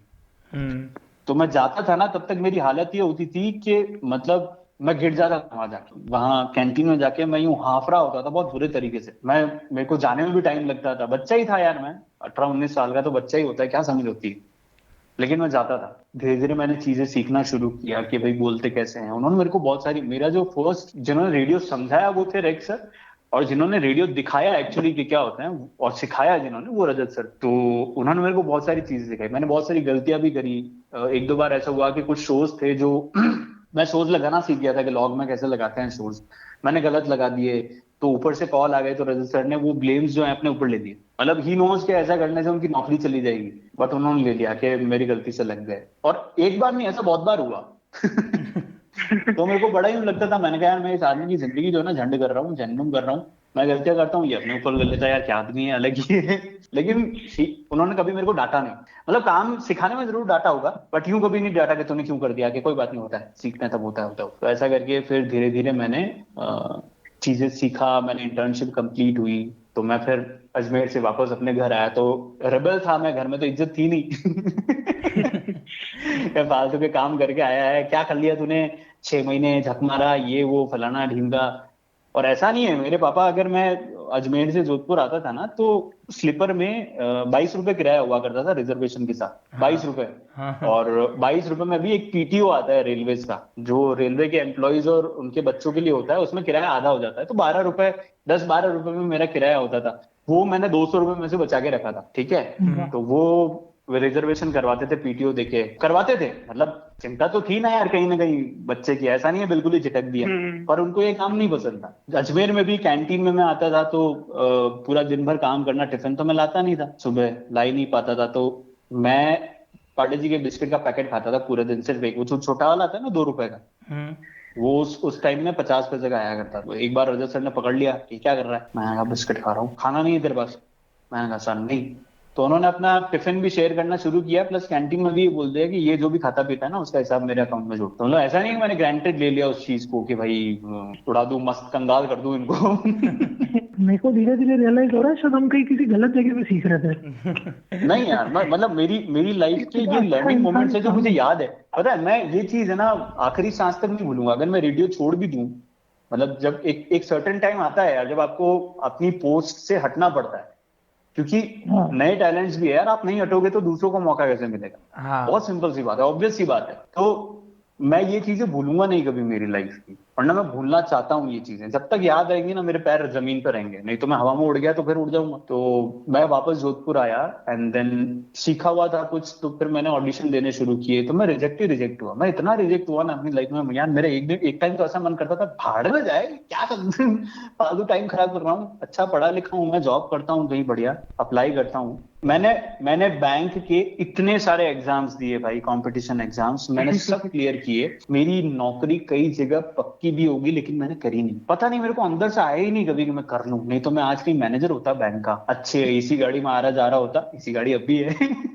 तो मतलब मैं अच्छी जॉब पे होता, मैं वही अच्छे स्केल पे होता, बट कभी नहीं आया अंदर से कि नहीं यार, मतलब मैंने इस चीज के लिए इतना अपना टाइम दिया है, इतना डेडिकेशन दिया है यार, ये क्यों नहीं मिल रहा। धीरे धीरे मिलना शुरू हुआ, धीरे धीरे पोजीशन पे आए। जोधपुर में रेडियो स्टेशन में काम किया, तो जोधपुर में जो फैन फॉलोइंग मैंने देखी ना, मतलब वो मेरे को मुझे ऐसा लगता है कि कहीं और मिलेगी नहीं मुझे। इतना प्यार, लिटरली इतना प्यार, और इतनी इज्जत उदयपुर में भी बहुत है, बहुत इज्जत मिलती है भाई। जहां पे भी जाते हैं, अगर लोगों को पता चल जाता ना कि ये रेडियो निखिल है या सूरी है, जैसे हमारे मॉर्निंग सूरी की तो बहुत अच्छी अप्रोच है यार। सूरी तो बहुत, मैं जब इंटर्न हुआ करता था तब वो आरजे हुआ करते थे, तो उनके शोज आते थे तो हम सुनते थे, अरे वाह ये तो कमाल बोलता है यार लड़का, यार गजब है यार ये। ये नहीं पता था कि साथ में काम काफी करेंगे। अच्छी है वो, बहुत रेयर लोगों की इतनी अच्छी आवाज होती है। तो मैंने कहा कि ये नहीं पता था कि इनके साथ कभी काम करेंगे। तो हम दोनों एक ही जगह से, अच्छी इज्जत मिलती है। जैसे सिटी पैलेस में भी जाते हैं तो खुद जो प्रिंस हैं वो वेलकम करते हैं, तो बड़ा अच्छा फील होता है। This is how the journey started. But हाँ, बहुत कुछ यार फेस करना पड़ा इसको पाने के चक्कर में, बहुत चीजें, मतलब एक देख लो कि फैमिली से बनना बंद हो गया, या फादर से जो रहा सा इंटरेक्शन था वो कम हो गया। लेकिन जब चीजें शुरू हुई उसके बाद में, जब मेरे फादर के जो सीनियर्स हैं रेलवेज में, उन्होंने एक दिन मेरा शो चला रखा था अपने ऑफिस में, और मेरे पापा बाहर बैठे थे, मतलब कोई मीटिंग के लिए आए थे और बाहर बैठे थे। उनको सुनाई दिया कि अंदर मेरा शो चल रहा है, और अंदर गए पापा, तो शो चल रहा था। तो उनके सीनियर ने ऐसे ही बोला कि यार ये लड़का बड़ा अच्छा है यार, मेरी बीवी भी इसकी बहुत बड़ी फैन। तो मेरे पापा ने बोल दिया कि मेरा लड़का है साहब। तो ही वॉज वेरी इंप्रेस्ड, उन्होंने मेरे को शाम को डिनर पे बुला लिया फैमिली के साथ। तब मेरे पापा को लगा कि यार कुछ तो अच्छा कर रहा है। तब हमारा धीरे धीरे वापस से बॉन्ड शुरू हुआ। मतलब जिस चीज ने मेरे से बहुत सारी चीजें छीनी थी, उस चीज ने मेरे को बहुत सारी चीजें दी। फैमिली जो छिन गई थी, या एक तरीके से ना मनमुटाव हो गया था फैमिली से, वो वापस से आना शुरू हो गया। उस चीज रेडियो के पीछे मेरे को, मतलब मेरे स्कूल के जो फ्रेंड्स थे, जो बड़े बड़े घरों के थे और किसी से बात नहीं करते थे या थोड़ा एटीट्यूड में रहते थे, वो घर तक आने लगे मिलने के लिए। अपने बहनों के, भाइयों के शादियों के कार्ड लेकर, भाई तेरे को आने ही आना है भाई यार। अरे तुम साले स्कूल में तो कभी मेरे से बात ही नहीं करी, तू कह रहा आने ही आना। अब तो अपना भाई निखिल याद है फेमस निखिल, हो गया अपन है। 5वीं क्लास में थे साथ में, ऐसा आज बोलते होंगे अपन 5वीं क्लास में थे साथ में। हाँ, अरे अभी आया सुबह क्या, कल सुबह एक मेरे दोस्त का फोन, और भाई कई हाल चाल है। मैंने कहा ये कौन है भाई, ऐसे बोल। मैंने कहा भाई बढ़िया है, कौन बोल रहे हो? मनोज बोल रहा हूँ। उनका कौन मनोज है यार, 8वीं क्लास में थे अपन आदर्श विद्या मंदिर में यार, 8वीं क्लास पास हुए बहुत टाइम हो गया, या तो आप अपना फोटो मुझे भेजो, मैं नाम मिस कर सकता हूँ, फोटो नहीं, शक्ल कैसे बोल दूं। तो उसने मेरे को है ना स्कूल प्ले में पौधा बने हुए फोटो भेजी कि ये देख, ये आगे तू है पीछे मैं हूँ। मैंने कहा तो मैंने कहा हाँ भाई भाई पहचान गया। तो और भाई कैसा है, मैंने तो बताया कि मेरा दोस्त आरजे यो, हाँ भाई गलती से बन गए यार, आया कभी मिल। मैंने कहा इसकी अकड़ अभी भी कम नहीं हुई। मैंने कहा हाँ भाई मिलते हैं। तो यार मैं क्यों दिखाऊं अकड़, या मैं क्यों शो ऑफ करूं। ठीक है ना यार, अब बात कर रहे हैं तो अच्छी बात है, करो, नहीं करो तो मत करो, आपकी मर्जी, मेरे को क्या। पर ऐसे कोई रिक्वेस्ट भेजते हैं कि मतलब यार मेरे लिए एक वो ऐसा गाना बजा दे उसके लिए, मतलब मेरी गर्लफ्रेंड अरे के लिए वो गाना बजा दे। हाँ, अरे बिल्कुल, मुझे कभी कभी लगता है कि मैं रेडियो सिटी में लव गुरु जी आते हैं रात को 10 बजे, मुझे ऐसा लगता है मैं हूँ। मैं कहता हूँ भाई इसके लिए एक अलग आरजे है, और रात को आते हैं 10 बजे, आप उनसे बात करो, मेरे को आप कॉल करो तो मेरे साथ कॉन्टेस्ट खेलो, या फिर किसी के मजे लेने हो तो मेरे से बात करो, तो मैं उसके मजे ले लूं। फोन करके गालियां तो मैं खाऊंगा खैर, लेकिन मैं ये काम कर रहा हूँ यार, मैं ये लवी डवी वाले काम नहीं करता। लेकिन फिर भी करता है, क्योंकि लिसनर्स की रिक्वेस्ट कभी भी रिजेक्ट नहीं की जाती रेडियो में। ये रेडियो एथिक है, जो बहुत पहला मेरा लेसन यही था, आपके लिसनर्स ने अगर आपसे कुछ मांगा है और वो आपके हाथ में है तो वो कर दो। गाने यार, लोग रेडियो क्यों सुनते हैं, आपने सबके फोन में गाने होते हैं यार, यूट्यूब पे कोई भी गाना सुन सकता है, फिर भी लोग रेडियो स्टेशन में फोन करते हैं आरजे को, यार गाना चला दो। क्यों, इसके पीछे रीजन है यार, वो एक तरह का लगाव है उनका रेडियो के लिए, उनको पता है यार मैं बोलूंगा, मेरे कहने से गाना चलेगा, मैं 4 लोगों को बताऊंगा मैंने बोला और आरजे ने मेरा गाना चलाया, या मेरी आवाज आ रही है रेडियो पे सुनो। यूट्यूब पे भी तो सुन सकते हो ना आप गाने, लेटेस्ट हाँ। ऐसे कई सारे गाने हैं जो रेडियो पे नहीं चल सकते, लाइसेंस नहीं होता हमारे पास, आप यूट्यूब पे सुन सकते हो, लेकिन नहीं, आप तो रिक्वेस्ट करते हो साहब रेडियो पे। तो ये लेगेसी है रेडियो की यार, ये खत्म नहीं होने वाली कभी भी। बहुत सारी वेट रिक्वेस्ट आती है, शादियों में जाते हैं अपने दोस्तों की शादियों में, तो वो कहते हैं यार थोड़ा बोल दे माइक पे, यार बोल दे यार। तो बोलना पड़ता है, क्या करो, एंटरटेन करना पड़ता है उनको। यार इतने लंबे कॉन्वर्जेशन में सब लोग थे कि बीच में लोग चले गए। नहीं थे तुम मेरे, इतनी इंटरेस्टिंग बातें कौन मिस कर दे। हाँ, हमें एक इंस्पायरिंग स्टोरी तो पता चल रही है, हम सोचते हैं हम मेहनत करें, अब पता चल रहा है कुछ नहीं कर रहे हम अभी भी, हमें अभी और अपनी अपनी जगह पे बहुत मेहनत कर रहे हैं भाई। नहीं भाई, जब आपने बोला ना 18 साल में, मतलब कोई बंदा 18 साल में इतना फोकस्ड है अपने करियर में या फिर अपनी लाइफ में, यहाँ हम 25 के हो गए और अभी तक कुछ पता नहीं चल रहा क्या करना है क्या नहीं करना है। अरे देखो, लाइफ में एक ऐसी सिचुएशन आती है ना, मतलब ये मेरा पर्सनल एक्सपीरियंस है, मैं बता रहा हूँ, एक ऐसी सिचुएशन आती है ना जब आपको लगता है कि यार अगर ये नहीं किया ना, या अब अगर नहीं उठे ना, तो जिंदगी खत्म हो जाए, मतलब फिर आगे कुछ नहीं कर पाओगे। आपको दुनिया के साथ नहीं चलना है, आपको दुनिया से आगे चलना पड़ेगा, तब आप अलग पहचान बना पाओगे। साथ चलने में तो हर कोई चलता है यार।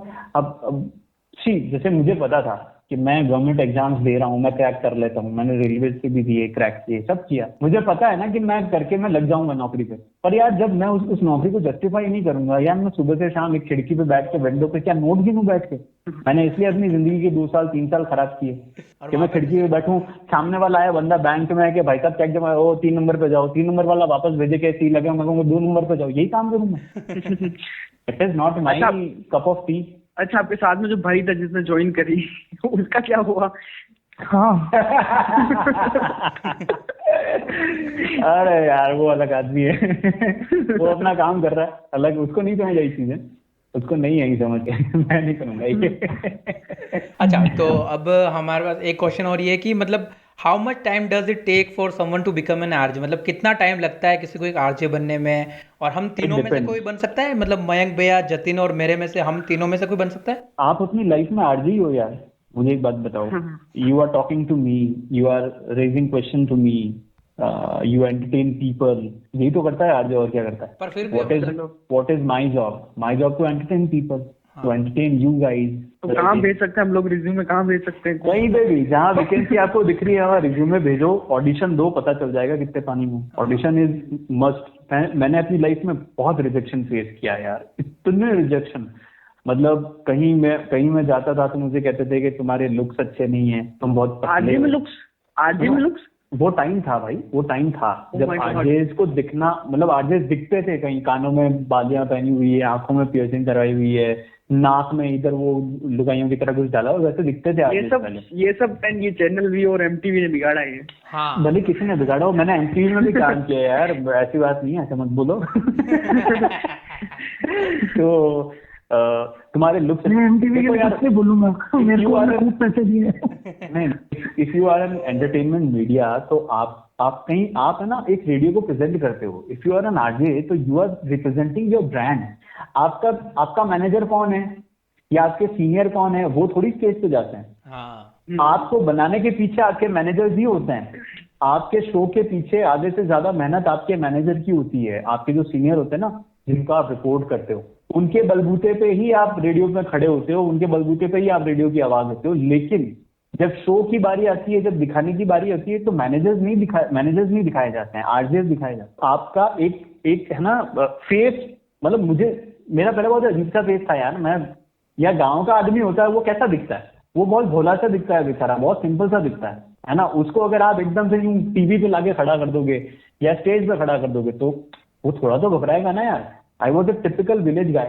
तो मतलब मेरे को कई बार ये बोल दिया कि तुम्हारे तो, अच्छा उस टाइम मेरी दादी जी की भी डेथ हो गई थी, तो मैं टकला था, तो बोले तुम्हारे बाल नहीं है इतना। मैंने कहा अरे बाल से क्या लेना देना भाई, अंदर स्टूडियो में बैठ के बोलने का है, तुम मेरे को मौका तो दो।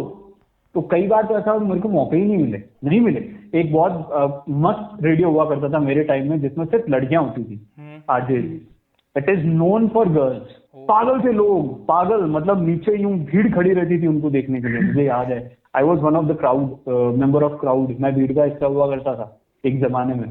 अब मैं भीड़ की वजह हूँ। तो ये जो गैप है ना वजह और हिस्से में, बहुत मेहनत लगती है इसमें। तो मैंने वहां पे भी ऑडिशन दिया, जब मुझे पता चला कि एक मेल जॉब की वैकेंसी है। मैं 3 दिन वहां खड़ा रहा, सुबह से शाम तक। मेरे पापा कूटते थे मेरे को घर आते ही, तू सारा टाइम खराब कर। लिटरली यार, मेरे फादर बहुत अग्रेसिव रहे, क्योंकि वो चाहते थे कि भाई सही लाइन में चला जाए लड़का। तो मेरे को जूते भी बहुत पड़ते थे, मैं बहुत मार खाता था, बहुत पिटता था मैं। तो वो कहते थे मत कर ये, तू ये मत कर, मैं तेरी कहीं और नौकरी लूँ। मैंने कहा करनी नहीं मेरे को, क्यों, मैं तो यही करूंगा, और मैं ये करूंगा तब आपको प्राउड फील होगा, यार तू नाक कटवाएगा मेरी ये करके। ऐसे बहुत सारे वर्ड सुनने मिलते थे, मतलब जब। लेकिन एक बात है, मेरे फादर ने कभी किसी और को ये बातें बोलने नहीं दी। मजाल बड़ी कोई बोल के दिखाए। मेरे पापा से सब डरते हैं, अरे सब डरते हैं मेरे पापा से।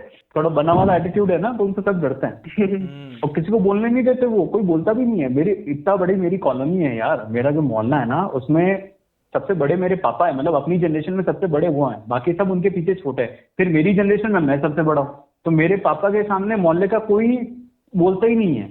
बड़े तो खैर कुछ कहते ही नहीं है पापा को, क्योंकि मेरे पापा बात ही नहीं करते किसी से ज्यादा। और कोई ऐसे फितूर भी होता था ना मोहल्ले का, तो वो भी मेरे, मतलब कोई भंड पिया हुआ है, नाटक कर रहा है पी के आके, और मेरे पापा निकलते थे ना, तो चुपचाप घर में बैठ जाता था। भले मेरे पापा ने उसको कभी कुछ कहा ही नहीं, मतलब एक इज्जत थी, अभी भी है।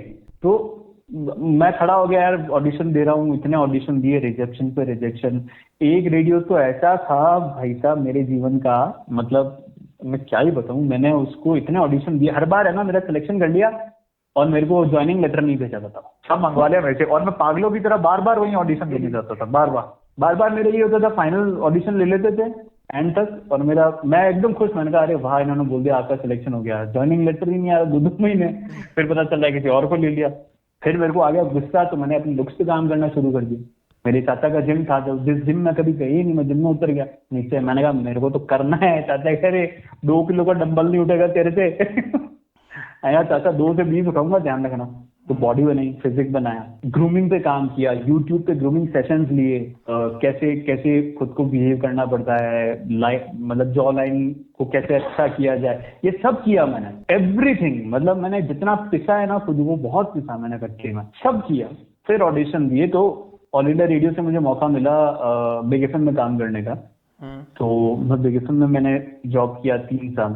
तो मतलब बहुत अच्छा एक्सपीरियंस रहा वो मेरी लाइफ का। मैं आफ्टरनून में नाइट का शो करता था यार। आप मेरी प्रोफाइल पे जाओगे, आप मेरा प्रोफाइल पिक्चर देखोगे, तो उससे कमेंट्स पढ़ना, कभी हंसी आएगी तुम्हारे में, यार क्या आदमी है ये।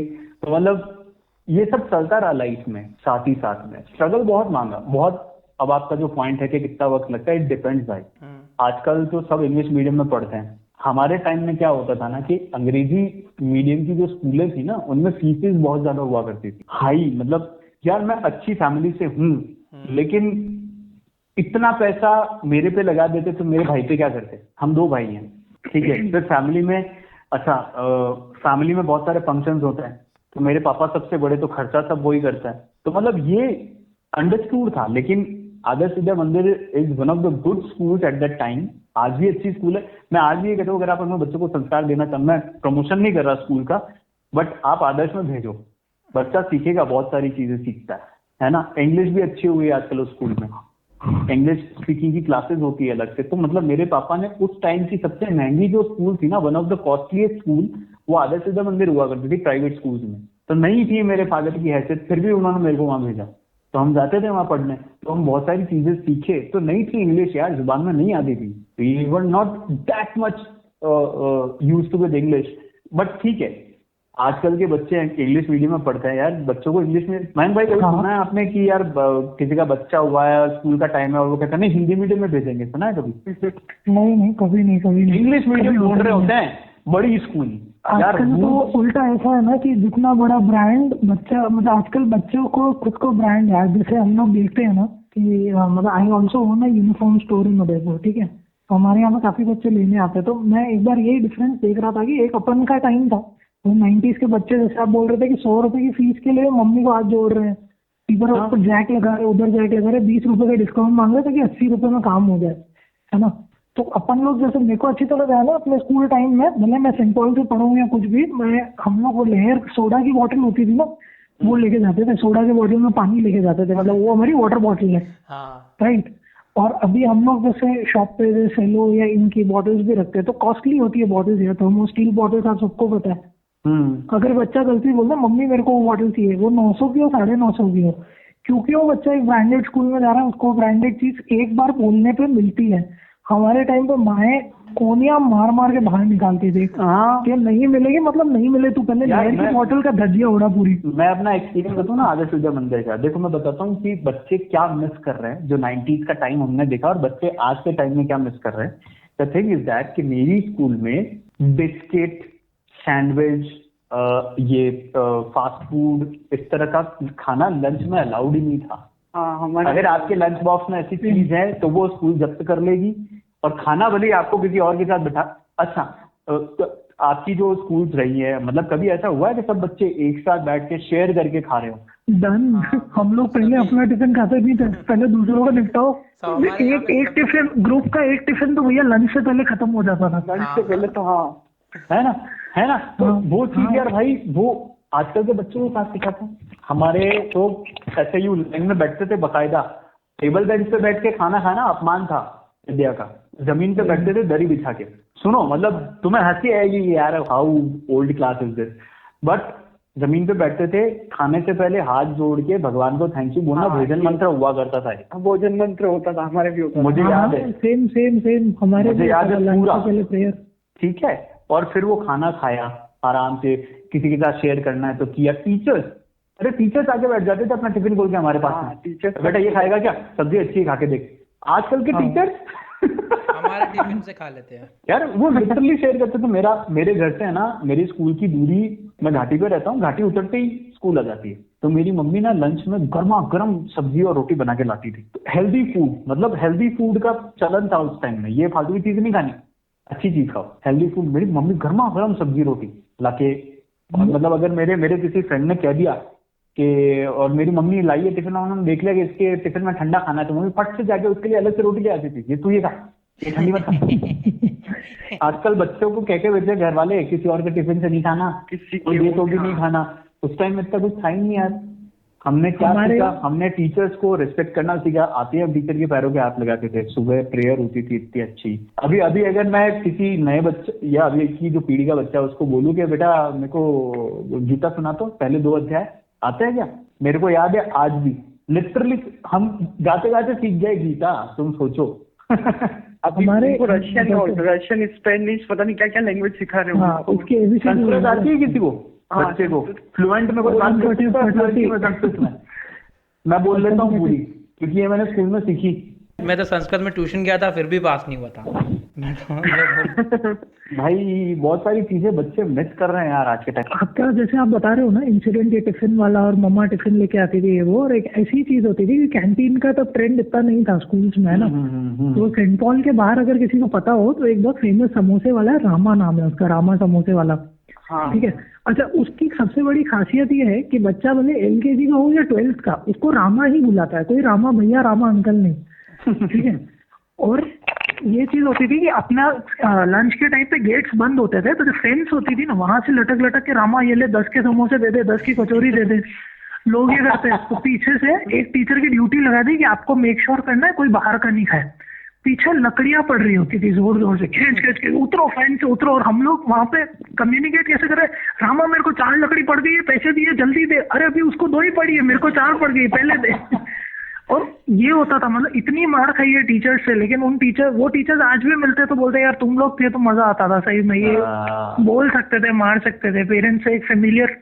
और जैसे आप टिफिन की बात बता रहे हो, तो हमारा जैसे एक कोई टीचर ने हमें बोला था कि अगर तुमने ये जो एकदम होता है ना सरप्राइज वाइवा, इसके अंदर नहीं किया तो तुम्हें 3 बजे तक रुकना पड़ेगा, 3-4 बजे तक, और ये करके फिर मैं 4:30 बजे एक और टेस्ट लूंगी और फिर आपको जाने मिलेगा। तो हम लोग में 3-4 जने हम लोग फंस गए इसी चीज में कि भैया वाइवा हुआ ही नहीं क्लियर। अब बैठे हैं 12-12:30, पूरे स्कूल की छुट्टी हो गई सैटरडे, और बैठे अब 2 बजे भूख लग रही। तो एक पास में ऑफिस था, स्कूल ऑफिस, हमने बोला भैया इसका पेट दर्द हो रहा है या इसकी मम्मी को नहीं पता है, हम फोन करके बता देते हैं कि हमको यहाँ टाइम लगेगा।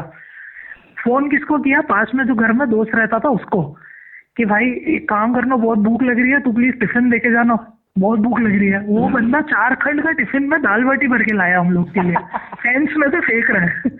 बहुत होता था भाई ये मतलब एक तरीके से लोगों के साथ रहना, बिहेव करना, सोशल जो रिलेशनशिप्स होता है ना, ये वहाँ स्कूल में सीखे हमने यार। ये आज के स्कूल में, मैं मैरिड हूँ, अब बहुत कम लोगों को पता है कि मैं मैरिड हूँ, मैं खुला बोल रहा हूँ मैं हूँ मैरिड। मेरा बच्चा भी 1 छोटा साल भर का हो जाएगा थोड़े दिनों में, तो मैंने ठान रखा है मैं इसको ना मतलब ऐसी स्कूल में भेजूंगा जहाँ ये सब चीजें सिखाई जाए। मेरे को कोई वादा नहीं पड़ता कि फीस वहाँ कितनी हो, मैं उसको महंगी स्कूल में भेज दूंगा तो वो क्या सीखेगा यार, मतलब वो अपना बचपन ही मिस कर जाएगा अगर वो सारी चीजें नहीं देखेगा तो। स्कूल जाना है, स्कूल में बैठे हो, ये कर रहे हो वो कर रहे हो, यार enjoy your childhood Baba. AC classroom है आज तो, एसी क्लासरूम है। हमारे पंखे जोधपुर में गर्मी, पंखे नहीं चल रहे थे हमारे पंखे और मार के चला रहे हैं, पंखे खुद तोड़ने वाले हम। नीम का हमारे स्कूल में इतने पेड़ थे, इतने पेड़, मतलब मैंने अपने स्कूल के ग्राउंड में कभी धूप ही नहीं देखी है, इतना बड़ा ग्राउंड था यार मेरे स्कूल में। और पेड़ इतने, हम पेड़ों के नीचे बैठते थे, आम के पेड़ थे। शहतूत खाया कभी किसी ने? मैंने है तोड़ के स्कूल में। कितनी अमेजिंग चीज होती है भाई। अरे अमेजिंग है ना। सेंट पॉल्स में आपको बोल रहा हूँ ना, स्कूल इंग्लिश मीडियम है, हरकतें कुछ नहीं है वहाँ इंग्लिश वाली। अरे यार मतलब वो चीजें, हमारे तो पेड़ इसलिए लगाए थे कि बच्चे उनको तोड़ना सीखे। हमारे जो गेम के टीचर वो कहते थे पेड़ में से ये आम तोड़ के ला, चढ़ के, पत्थर से नहीं चढ़ के जा तोड़ के ला। हमारे उल्टा था, हमारे टीचर अगर लकड़ी लाना भूल जाए बाहर जाके नीम की लकड़ी तोड़ के आता था। पेड़ कटवाओ पहले तो। आम उगाते थे स्कूल वाले, बकायदा आम, शहतूत, सीजनल चीजें ये उगाते थे, उगाना सिखाते थे कि कैसे उगाते हैं, पेड़ कैसे लगाया जाता है, पौधा कैसे लगाते हैं। आपका बर्थडे है ना, तो आपको स्कूल में अभी क्या होता है ना, चॉकलेट वगैरह लेके जाता है। हमारा ऐसा कोई सिस्टम नहीं था, लाए तो भी ठीक, नहीं लाए तो भी ठीक, लेकिन आपको स्कूल के ग्राउंड में या फिर कोई मंदिर में या फिर कोई ऐसे पब्लिक पार्क में आपको 5 पेड़ लगाने हैं। आप लगा के आओ और ओट्स लो के उस पेड़ को आप बड़ा करोगे। तो हम स्कूल में लगाते थे पेड़, मैंने बड़े किए हैं पेड़, इतने मस्त अच्छे पेड़, एक नीम का है, एक पीपल का है। तो मतलब छाया हो रही है यार, बच्चे खेल रहे हैं, गर्मी लगती नहीं कोई साली। ये चीजें कहाँ हैं आज के टाइम में, मिस कर रहे हैं लोग, नहीं है वही चीज है। टाइम लगता है आरजे बनने में, डिपेंड्स कि आपकी इंग्लिश आज तो अच्छी है यार, देखो आप अच्छा सीखते हो, है ना, आपकी रूटीन में आ जाती है इंग्लिश। तो हिंदी तो वैसे भी आजकल सब घर में, मेवाड़ी कौन बोलता है अपने घर में, मारवाड़ी कौन बोलता है? आजकल के जो छोटे छोटे बच्चे हैं उनके सामने कोई बोलता है क्या? नहीं, इसको हिंदी सिखाओ, इसको इंग्लिश सिखाओ, कोई अपनी लैंग्वेज तो सिखा ही नहीं रहा। तो बच्चे वैसे भी हिंदी इंग्लिश में फ्लुएंट होते हैं, बोल जाते हैं। स्कूल्स में तो मेवाड़ी तो अलाउ भी नहीं होती थी उस टाइम, कुछ स्कूल्स में। अभी तो खैर हिंदी तक अलाउ नहीं है। मैं बोलता हूँ अपने घर में मारवाड़ी, मैं मेरे बेटे के सामने साल भर का भी नहीं हुआ यार, मैं उसको मारवाड़ी में बात करता हूँ कभी कभी, ताकि उसको नॉलेज हो चीज का। सही है ना? ये उसको चीज आनी बता के चाहिए, रखना हमारे ऊपर ही है कि हम कैसे अपनी उसको आनी संस्कृति को। चाहिए यार, ऑब्वियसली उसको आनी चाहिए। मेरे मम्मी पापा थोड़ी हिंदी बोलेंगे या वो थोड़ी अंग्रेजी में बात करेंगे, तो भी मेरी मम्मी पापा हिंदी बोलते हैं, उसके नाम मैं डांटता हूँ, मम्मी हिंदी मत बोलो उसके सामने, मारवाड़ी बोलो, इसको सीखने दो मारवाड़ी। कह रहे आजकल बच्चे, मैंने कहा कोई बात नहीं बच्चे, सिखाओ इसे, रूट सिखाओ, इसको पता होनी चाहिए रूट। अच्छा, अपने राजस्थान में ये लैंग्वेज मतलब आरजे यूज करते थे, गुजरात में गुजराती यूज करते हैं। मैं बोलता हूँ अपने शो में भाई, मैं तो जोधपुर में था जब तक, मैं मेरे शो में 80% मारवाड़ी बोलता था। अच्छा, शायद इसीलिए जोधपुर के लोगों से ज्यादा कनेक्टेड होने का रीजन ये रहा होगा। हाँ, हो सकता है, अपनापन है जोधपुर में। हाँ, वो चीज तो है, but at a same time मेरा शो गुजरात में भी जाता था, मेरा शो एमपी में भी जाता था, मेरा शो दुबई भी जाता था। तो दुबई के लिए मैं इंग्लिश में शो करता था, ऑब्वियस सी बात है। सेम शो इंग्लिश में करता था मैं, और गुजरातियों के लिए, मैं एमपी वालों के लिए हिंदी इंग्लिश मिक्स, ऐसा। मुंबई भी जाता था मेरा वीकेंड पे, टॉप चार्ट्स का शो मेरा नेशनल चलता था, पूरे इंडिया में जाता था, तो उसके लिए ज्यादा इंग्लिश बोलनी पड़ती थी। तो ये धीरे धीरे काम करना शुरू किया ना, तो चीजों पे पकड़ बनती थी। ऐसा नहीं कि हम फंबल नहीं करते, हम फंबल करते हैं। मैं लाइव शो करता हूँ ना, तो मैं फंबल बहुत करता हूँ, मैं करता हूँ, अटक जाता हूँ कई बार चीजों में। हाँ, ऐसे मतलब बीच में बोल रहे हो, जैसे मतलब यौन करने का मन कर रहा है, ऐसे मतलब बासी ले रहे हो। मैं खा लेता हूँ बासी, मैं मतलब it's a crime in radio, सच्ची, it's a huge sin in radio. आप छींक रहे हो, आप खांस रहे हो। हाँ। लेकिन हमारे सीनियर्स भगवान की दया से इतने अच्छे हैं, वो कहते हैं कि अगर आ रही है ना तो कर दो, ताकि लोगों को लगे कि हाँ ये वाकई में लाइव है। नहीं तो क्या पता चल रहा है, रिकॉर्डेड शो आपने अभी मेरा शो रिकॉर्ड जा रहा है, तो किसी को पता चल रहा है क्या कि मैं कहाँ बैठ के काम कर रहा हूँ? नहीं पता चलता। हम कह रहे हैं घर से काम कर रहे हैं, हम लाइव। आप, हाँ, मैं तो पूछा भी था कि भाई आप अभी ऑफिस कैसे जा रहे हो, अभी सब बंद है, फिर बताया निकलने की भाई मैं तो घर से ही काम कर रहा हूँ। लगता ही नहीं कि हाँ ऑफिस में है कि कहाँ पे। तो हम भाई, उबासी आ रही है खाली, अब ऐसे नहीं खाली और आपने उसको कवर नहीं किया, कवर भी तो करना पड़ेगा ना। मैं सुबह सुबह जब शो करने जाता था ना, तो मतलब इतना आलस आता था सुबह सुबह, तो मैं पहले नहीं बोलता यार बहुत आलस आ रहा है भाई यार, मैं तो उठ गया यार, तुम भी उठ जाओ फटाफट, ये लो गाना चला रहा हूँ, वॉल्यूम बढ़ाओ थोड़ी। तो ये कवर करना होता है। ठीक आ गई, ठीक, अरे यार ये टेम्परेचर यार कल साला 20 पे था, अभी ये सुबह सुबह 10 पे हो गया। तुम्हारी भी ना आगे की हो रही है, कर लो ऐसे ऐसे कर लो, देखो ठीक हो जाएगी। तो ये कवर करना होता है। लोगों को लगता है अरे ये एंटरटेनमेंट के लिए कर रहा है, अरे नहीं, हमको सच्ची में ठीक है भाई। एक वो रियलिज्म आना चाहिए, हाँ ये सच में रियल है पर्सन वहां पे। यार आपको क्या पता कि रेडियो के पीछे बोलने वाला किस सिचुएशन में बैठा है? हाँ, आपको पता है क्या? हमें बुखार होता है, मेरे को, मैं छुट्टी नहीं करता, मैं बहुत कम, रेयर केसेस, बहुत ज्यादा ही एक्सट्रीम। अच्छा, बीमारी की वजह से मैंने कभी छुट्टी करी नहीं आज तक ही। मेरे को है ना छालों की तो भी समस्या होती है, मुंह में छाले होते हैं मेरे, पानी की वजह से, क्योंकि पानी कम सूट होता है मुझे, तो मुंह में होता है मेरे, महीने में 2 बार छाले हो जाते हैं। और ऐसे छाले होते हैं भाई कि मैं मुंह खोलता हूँ ना, तो उन छालों में से ब्लीड होता है, कभी कभी दिक्कत होती है। लेकिन मेरा काम बोलने का, तो मैं बोलता हूँ फर्स्ट क्लास। फिर मैं भले ही कोने में चले जाके मेरे को रोना भी आ जाए, चाहे कुछ भी आ जाए, लेकिन एट अ टाइम शो चल रहा है तो शो करना है। छाले होते हैं तो आपकी जीभ भी कटती है बोलते हुए, जब आपके छाले होते हैं मुंह पे तो। और जीभ पे अगर किसी का अल्सर हो जाए तो आप बोल के दिखाओ फिर, और हम शो करते हैं पूरा। मैं तुमसे बात कर रहा हूँ ना, अभी मेरे मुंह में अल्सर है, मेरी जीभ पे भी अल्सर है, तुम्हें पता चल रहा है? और ऐसा है, मैं अभी मुंह की फोटो खींच के भेज दूं ना, तुम्हें दया आ जाए मेरे पर, अरे भाई ये क्या। बट वी डू, मुझे पता है कि यार ये मेरी फिजिकल प्रॉब्लम है, मुझे पानी नहीं सूट होता। हाँ। क्या करूं? अब जोधपुर से तो पानी मंगाने चला रोज क्या पीना तो पड़ेगा। हाँ। क्या करोगे? तो ये चीजें आप नहीं दिखा सकते। आप बीमार हो तो आप ठीक है, आपका साउंड डल होता है ना, तो आपके लिसनर पकड़ लेते हैं आपको। Listener use to call, sir आपकी तबीयत ठीक है आज? मेरे एक लिसनर है शरद जैन, हार्डकोर लिसनर है शरद जी, है ना, उनको पता चल जाता है मेरे मुंह में छाले हैं। मेडिकल की दुकान उनकी, लिटरली उनको पता चलता है मेरे बोलने से, वो फोन कर देते हैं और वो बता देते हैं कहाँ हुआ है। मतलब अंदर मुंह में किस जगह छाला है वो बता देते हैं कि ये दवाई भेज रहा हूँ ऑफिस, वो दवाई भेज देते हैं यार ऑफिस, लगा लो रिलीफ मिल जाएगा, तकलीफ ले रहे हो फालतू रोज की, छुट्टी ले लो। मैंने कहा छुट्टी नहीं ले सकता सर जी। अरे यार क्या है यार, छुट्टी क्यों नहीं ले सकते यार? मैंने अरे भाई आपके जैसे और भी लोग हैं सुनने वाले, कह रहे नहीं छुट्टी ले लो, आप तो रेस्ट करो यार, ऐसे काम करना जरूर थोड़ी है। मतलब ही इज वेरी पर्सनल। वो मेरे से मिले भले एक ही बार हो, उनके पास मेरा नंबर नहीं है, वो मेरे को स्टूडियो में फोन करते हैं मेरे लैंडलाइन से, निखिल जी छाले हो रहे हैं जीप पे, ये लगा लो नहीं तो कल तक और ज्यादा हो जाएंगे। मैंने कहा आपको कैसे पता? अरे यार रोज सुनता हूँ मैं, आप मेरे बच्चे जैसे हो, सब पता चलता है मुझे। मतलब इतना प्यार अगर कोई लिसनर आपको दे रहा है तो छाले गए भाड़ में। सही है। और ये प्यार बैंक मैनेजर को नहीं मिलता, मैं बता कहाँ मिलता है यार, लोग जा रहे हैं लड़ने। भैया यहाँ मैं अपने भैया है मेरे साथ में ही रहते हैं, बैंक मैनेजर और SBI में। तो मैं कभी उनके बैंक जाता हूँ ना तो लोग यही आता है, साहब तो पैसा कट गया साहब, पैसे इधर की ओर अभी। मैंने कहा भैया सारे दिन आपको कोई काम नहीं है, क्या माथा पूरी कर रहे हो आप ये? भाई यही है लाइफ। तो जिससे जाओ, टाइम डिपेंड करता है भाई। अगर आप में टैलेंट है ना, एक तो इनबिल्ट टैलेंट होता है, एक टैलेंट क्रिएट करना पड़ता है। If you are a good writer, आप चीजें एक्सप्रेस अच्छी कर सकते हो, है ना। एक लाइन है, जैसे मैंने बोला ना, आप चीजें एक्सप्रेस अच्छी कर सकते हो, ये एकदम फ्लैट बोला मैंने ये लाइन। इससे पहले बोला था आप चीजें अच्छी एक्सप्रेस कैसे कर सकते हो, तो ये तरीका है बोलने का। You can feel your words, if you can feel your lines, then you can be an RJ. और आरजे हर कोई होता है अपनी लाइफ में यार, हर बंदा आरजे। वैसे किसी ने चिल्लर पार्टी मूवी देखी है? चिल्लर पार्टी, हाँ, चिल्लर पार्टी। तो उसमें वो लड़का होता है ना जो आरजे बनना लड़की चाहता है, पर उसकी आवाज वो लड़की चीज, जैसी हाँ, होती है। वो तो ऐसा कोई ट्राई आवाज का कोई रोल नहीं है भाई, आरजे में आवाज का कोई रोल मेरे को मूवी रिकमेंड करी गई थी कि तू तो स्पेशली देखना। आवाज का कोई रोल नहीं है। मलिष्का का नाम सुना है कभी? हाँ, मलिष्का मैंने सुना है। Malishka is a great RJ. हाँ, उसकी आवाज कैसी है? बहुत मस्त। उसकी बहुत रफ है उसकी आवाज, खुरदरी हस्की वॉइस कहते हैं उनसे। हाँ,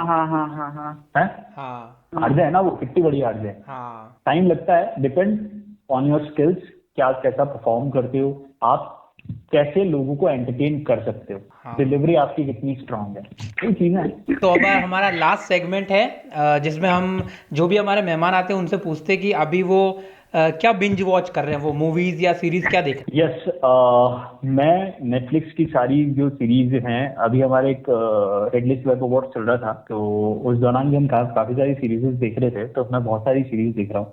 बट राइट नाउ मैं ना बहुत शौकीन हूँ गेमिंग का, मुझे वीडियो गेम्स बहुत पसंद है। तो व्हाट आई डू, मैं जब भी मेरे को फ्री टाइम मिलता है, तो मेरी वाइफ जरूर फिल्म देखती रहती है, मुझे जब भी टाइम मिलता है ना, अभी फ्री टाइम मिलता है, तो मैं ऑनलाइन कनेक्ट करता हूँ अपने PS3 को, और मैं इंटरनेशनली चैलेंज दे रहा हूँ लोगों को, धाधू। तो I used to play Tekken 7, I used to play WWF और गॉड ऑफ वार के सेंस वगैरह, ये जो गेम्स है ये खेलता हूँ मैं, और चैलेंज देता हूँ लोगों को। तो मैं ये करता हूँ। फिल्म की जहाँ तक बात आती है, तो मैं बहुत शौकीन हूँ हॉलीवुड का, राइट। हॉलीवुड मूवीज में इसलिए देखता हूँ कि मुझे ये देखना है कि यार ये लोग ऐसा क्या कर रहे हैं साले, जो हम लोग नहीं कर रहे, या इनके एक्सप्रेशंस में और हमारे बॉलीवुड के एक्सप्रेशंस में क्या फर्क है। पास्ट 2 डेज में मैं ऋषि कपूर और इरफान खान की फिल्में देख रहा हूँ बहुत ज्यादा। जो इंसिडेंट हुआ, मतलब it was a great loss to everyone. Irfan Khan sir की मैंने अंग्रेजी मीडियम तल्लीनता से वापस देखी, क्या एक्टिंग करी उस आदमी ने यार, मतलब गजब। वापस पान सिंह तोमर वापस देखी, उसी दिन देखी, क्योंकि मैं रिकमेंड करता हूँ, मदारी देखो इरफान खान की। मदारी तुम्हारा दिमाग नहीं खराब हो जाए ना वो पिक्चर देख के, तो मैं यही बैठा कल रात को देख रहा था मदारी। यार जो उस बंदे ने, वो मेरे को डायलॉग याद आता है, वो चेक के बारे में पूछता है एक आदमी कि आप क्या करेंगे चेक का, केस को गोल बना के, जिसने मेरे बेटे को मारा है उसके सीने में फट करके मार दूंगा। गजब खेल गया यार, गजब। ऋषि कपूर की फिल्में देख रहा हूँ, चांदनी देख रहा हूँ मैं। ऋषि कपूर की मैंने बॉबी देखी है, मैंने मूवी आई थी ऋषि कपूर की, बड़ी आज आ रही है, आज पूरे दिन ऋषि कपूर ही चल रहा है, ऋषि कपूर यार, इतनी अमेजिंग मूवी का, such a great legend. Okay Mayank भैया, अभी आप कौन सी मूवी या सीरीज देख रहे हो? मैं एक सीरीज देख रहा था जो मैं अभी सबको रिकमेंड करूंगा, बिकॉज जो इंसिडेंट डॉक्टर्स के साथ हो रहे हैं अभी लॉकडाउन के टाइम पे, जैसे उनको पत्थर फेंक रहे हैं, बहुत अच्छी सीरीज है, लाखों में एक करके, जिसका सेकंड पार्ट है। इसमें श्वेता त्रिपाठी है, जो जिसके राइटर बिस्वा कल्याण है, जो स्टैंड अप कॉमेडियन है। तो वो सीरीज बहुत प्यारी है, मतलब I recommend everyone to watch that movie, because क्या होता है ना, हम लोग हर चीज पे सिर्फ डॉक्टर को ब्लेम करते हैं कि इसमें डॉक्टर ने ये गलत किया होगा, इसने ये लापरवाही छोड़ी होगी, पर अपन ये नहीं देखते कि अच्छा भी उन्हीं की वजह से हो रहा है। और by the end of the time, because जो मेरे अभी घर में इंसिडेंट हुआ, मैंने देखा कि मेरे डॉक्टर ने कितना ज्यादा ट्राई किया चीजों के लिए। तो मतलब माय ग्रैंडफादर पास हो गए 17 डेज बैक, 17 और 18 डेज बैक, तो हम लोग घर पे ICU सेटअप किया होगा। तो मैंने देखा था कि till the last moment, till the last breath, उनने कोई ऐसी कमी नहीं छोड़ी जो छोड़ी जानी चाहिए। जो कर सकते थे कर सब करा, और उसके बाद भी हम लोग डॉक्टर्स की रिस्पेक्ट नहीं करते। आज अपन लोग, आज देखो, आज सब हॉस्पिटल्स में फूल बरसा रहे कर रहे हैं, आप यही चीज अगर जब आपको पता है कि डॉक्टर ऐसे एरियाज में जाते हैं उनके साथ ही होता है, आप पहले ही उनके साथ एक अच्छी टीम भेजो ना जो उनको प्रोटेक्ट कर सके। आज इतने सारे बच्चे ऐसे सर्वेस करने जा रहे हैं, उनसे हो रहा है। So that is one of the most beautiful series I have seen अभी इन दिनों में। मैंने 17 दिन पहले देखी थी शायद ये series, but very amazing series to watch. और उसके अलावा अगर कोई ऐसे देखनी हो, अगर ऐसे कोई सीरीज देखनी हो, तो अभी मैंने रिसेंट में पंचायत देखी थी, which was again amazing amazing. Anybody have seen family man? Yes yes मैंने देख रखा है, बहुत टाइम वो नॉस्टैल्जिया है, वो बहुत अच्छा शो है। बहुत अच्छा एक और रिकमेंड मैं करूँ, नेटफ्लिक्स पे जाओ आप। नेटफ्लिक्स में टॉप 10 हॉलीवुड ड्रामा सेलेक्ट करना आप उसमें ना फिल्टर में। उसमें वन डे वाइज आपको है ना रेटिंग्स में सीरीज मिलेंगी। मतलब आज के दिन की सबसे टॉप 10 सीरीज कौन सी है, ये नेटफ्लिक्स में बहुत अच्छा काम किया हुआ। वो सीरीज देखो आप। If you are very much fond of haunted movies या आपको ऐसी डरावनी फिल्में पसंद है तो आप ये देखो। और अगर अच्छा एक्सपीरियंस करना है तो इंडियन हॉन्टेड मूवीज देखो यार। इंडियन रामसे ब्रदर्स की आप देखो कि उन्होंने डर को कितना कमाल का प्रेजेंट किया है। मतलब रामसेज के बाद में कोई ऐसी हॉन्टेड मूवी आई नहीं है, मैं गाली बोल दूंगा जिसमें किसी को डर लगे। चलेगा ना, इधर चलेगा। स्टैंड अप कॉमेडी नहीं मैं नहीं बोल सकता ना भाई। वो बीप कर देंगे, हम बीप कर देंगे तो लोगों को लगेगा कि गाली नहीं दी। नहीं यार, ऐसी कोई मूवी आई ही नहीं है मतलब आफ्टर रामसेज जो डरा सके। मतलब मैं वीराने इज अ मूवी जो देखने के बाद मुझे पहली बार लगा था कि यार भूत ऐसे भी होते हैं। हाँ भाई साहब, मतलब वीराने जी हॉरर शो, मस्ट वॉच जी हॉरर शो, यूट्यूब पे अवेलेबल है। हमारी स्कूल टीचर को हार्ट अटैक आ गया था वो देखते देखते। अच्छा मैं तुम्हारे पास टाइम है तो इंसिडेंट बताऊं मैं रामसे ब्रदर्स का ना, एक बहुत ही कमाल का इंसिडेंट। अनिरुद्ध अग्रवाल करके है, रामसे ब्रदर्स की ज्यादातर फिल्मों में भी भूत बनते थे। Anirudh Agarwal is an IITN। उनके भी साथ एक दिक्कत थी कि उनकी बॉडी में कोई एक ऐसी बीमारी थी जिनसे उनका चेहरा और बॉडी जो है ना थोड़े जाइंट टाइप का हो गया था। तो शक्ल भी उनकी वैसी हो गई थी, भगवान नगर ऐसी किसी को हो। लेकिन Anirudh Agarwal is such a great actor जिन्होंने लिटरली लोगों को ये फील करवा दिया कि भूत तो ऐसा ही होता है, तुम्हारी का खतरनाक है। तो सच्ची मैं मजाक नहीं कर रहा हूँ। अनिरुद्ध अग्रवाल का एक इंटरव्यू मैंने देखा, अगर आपने बंद दरवाजा देखा हो, तहखाना देखा हो ना, इनमें जो भूत है ना वो अनिरुद्ध ही है। सामरी अगर आपने देखी हो तो जो भूत बनते हैं वो अनिरुद्ध जी हैं।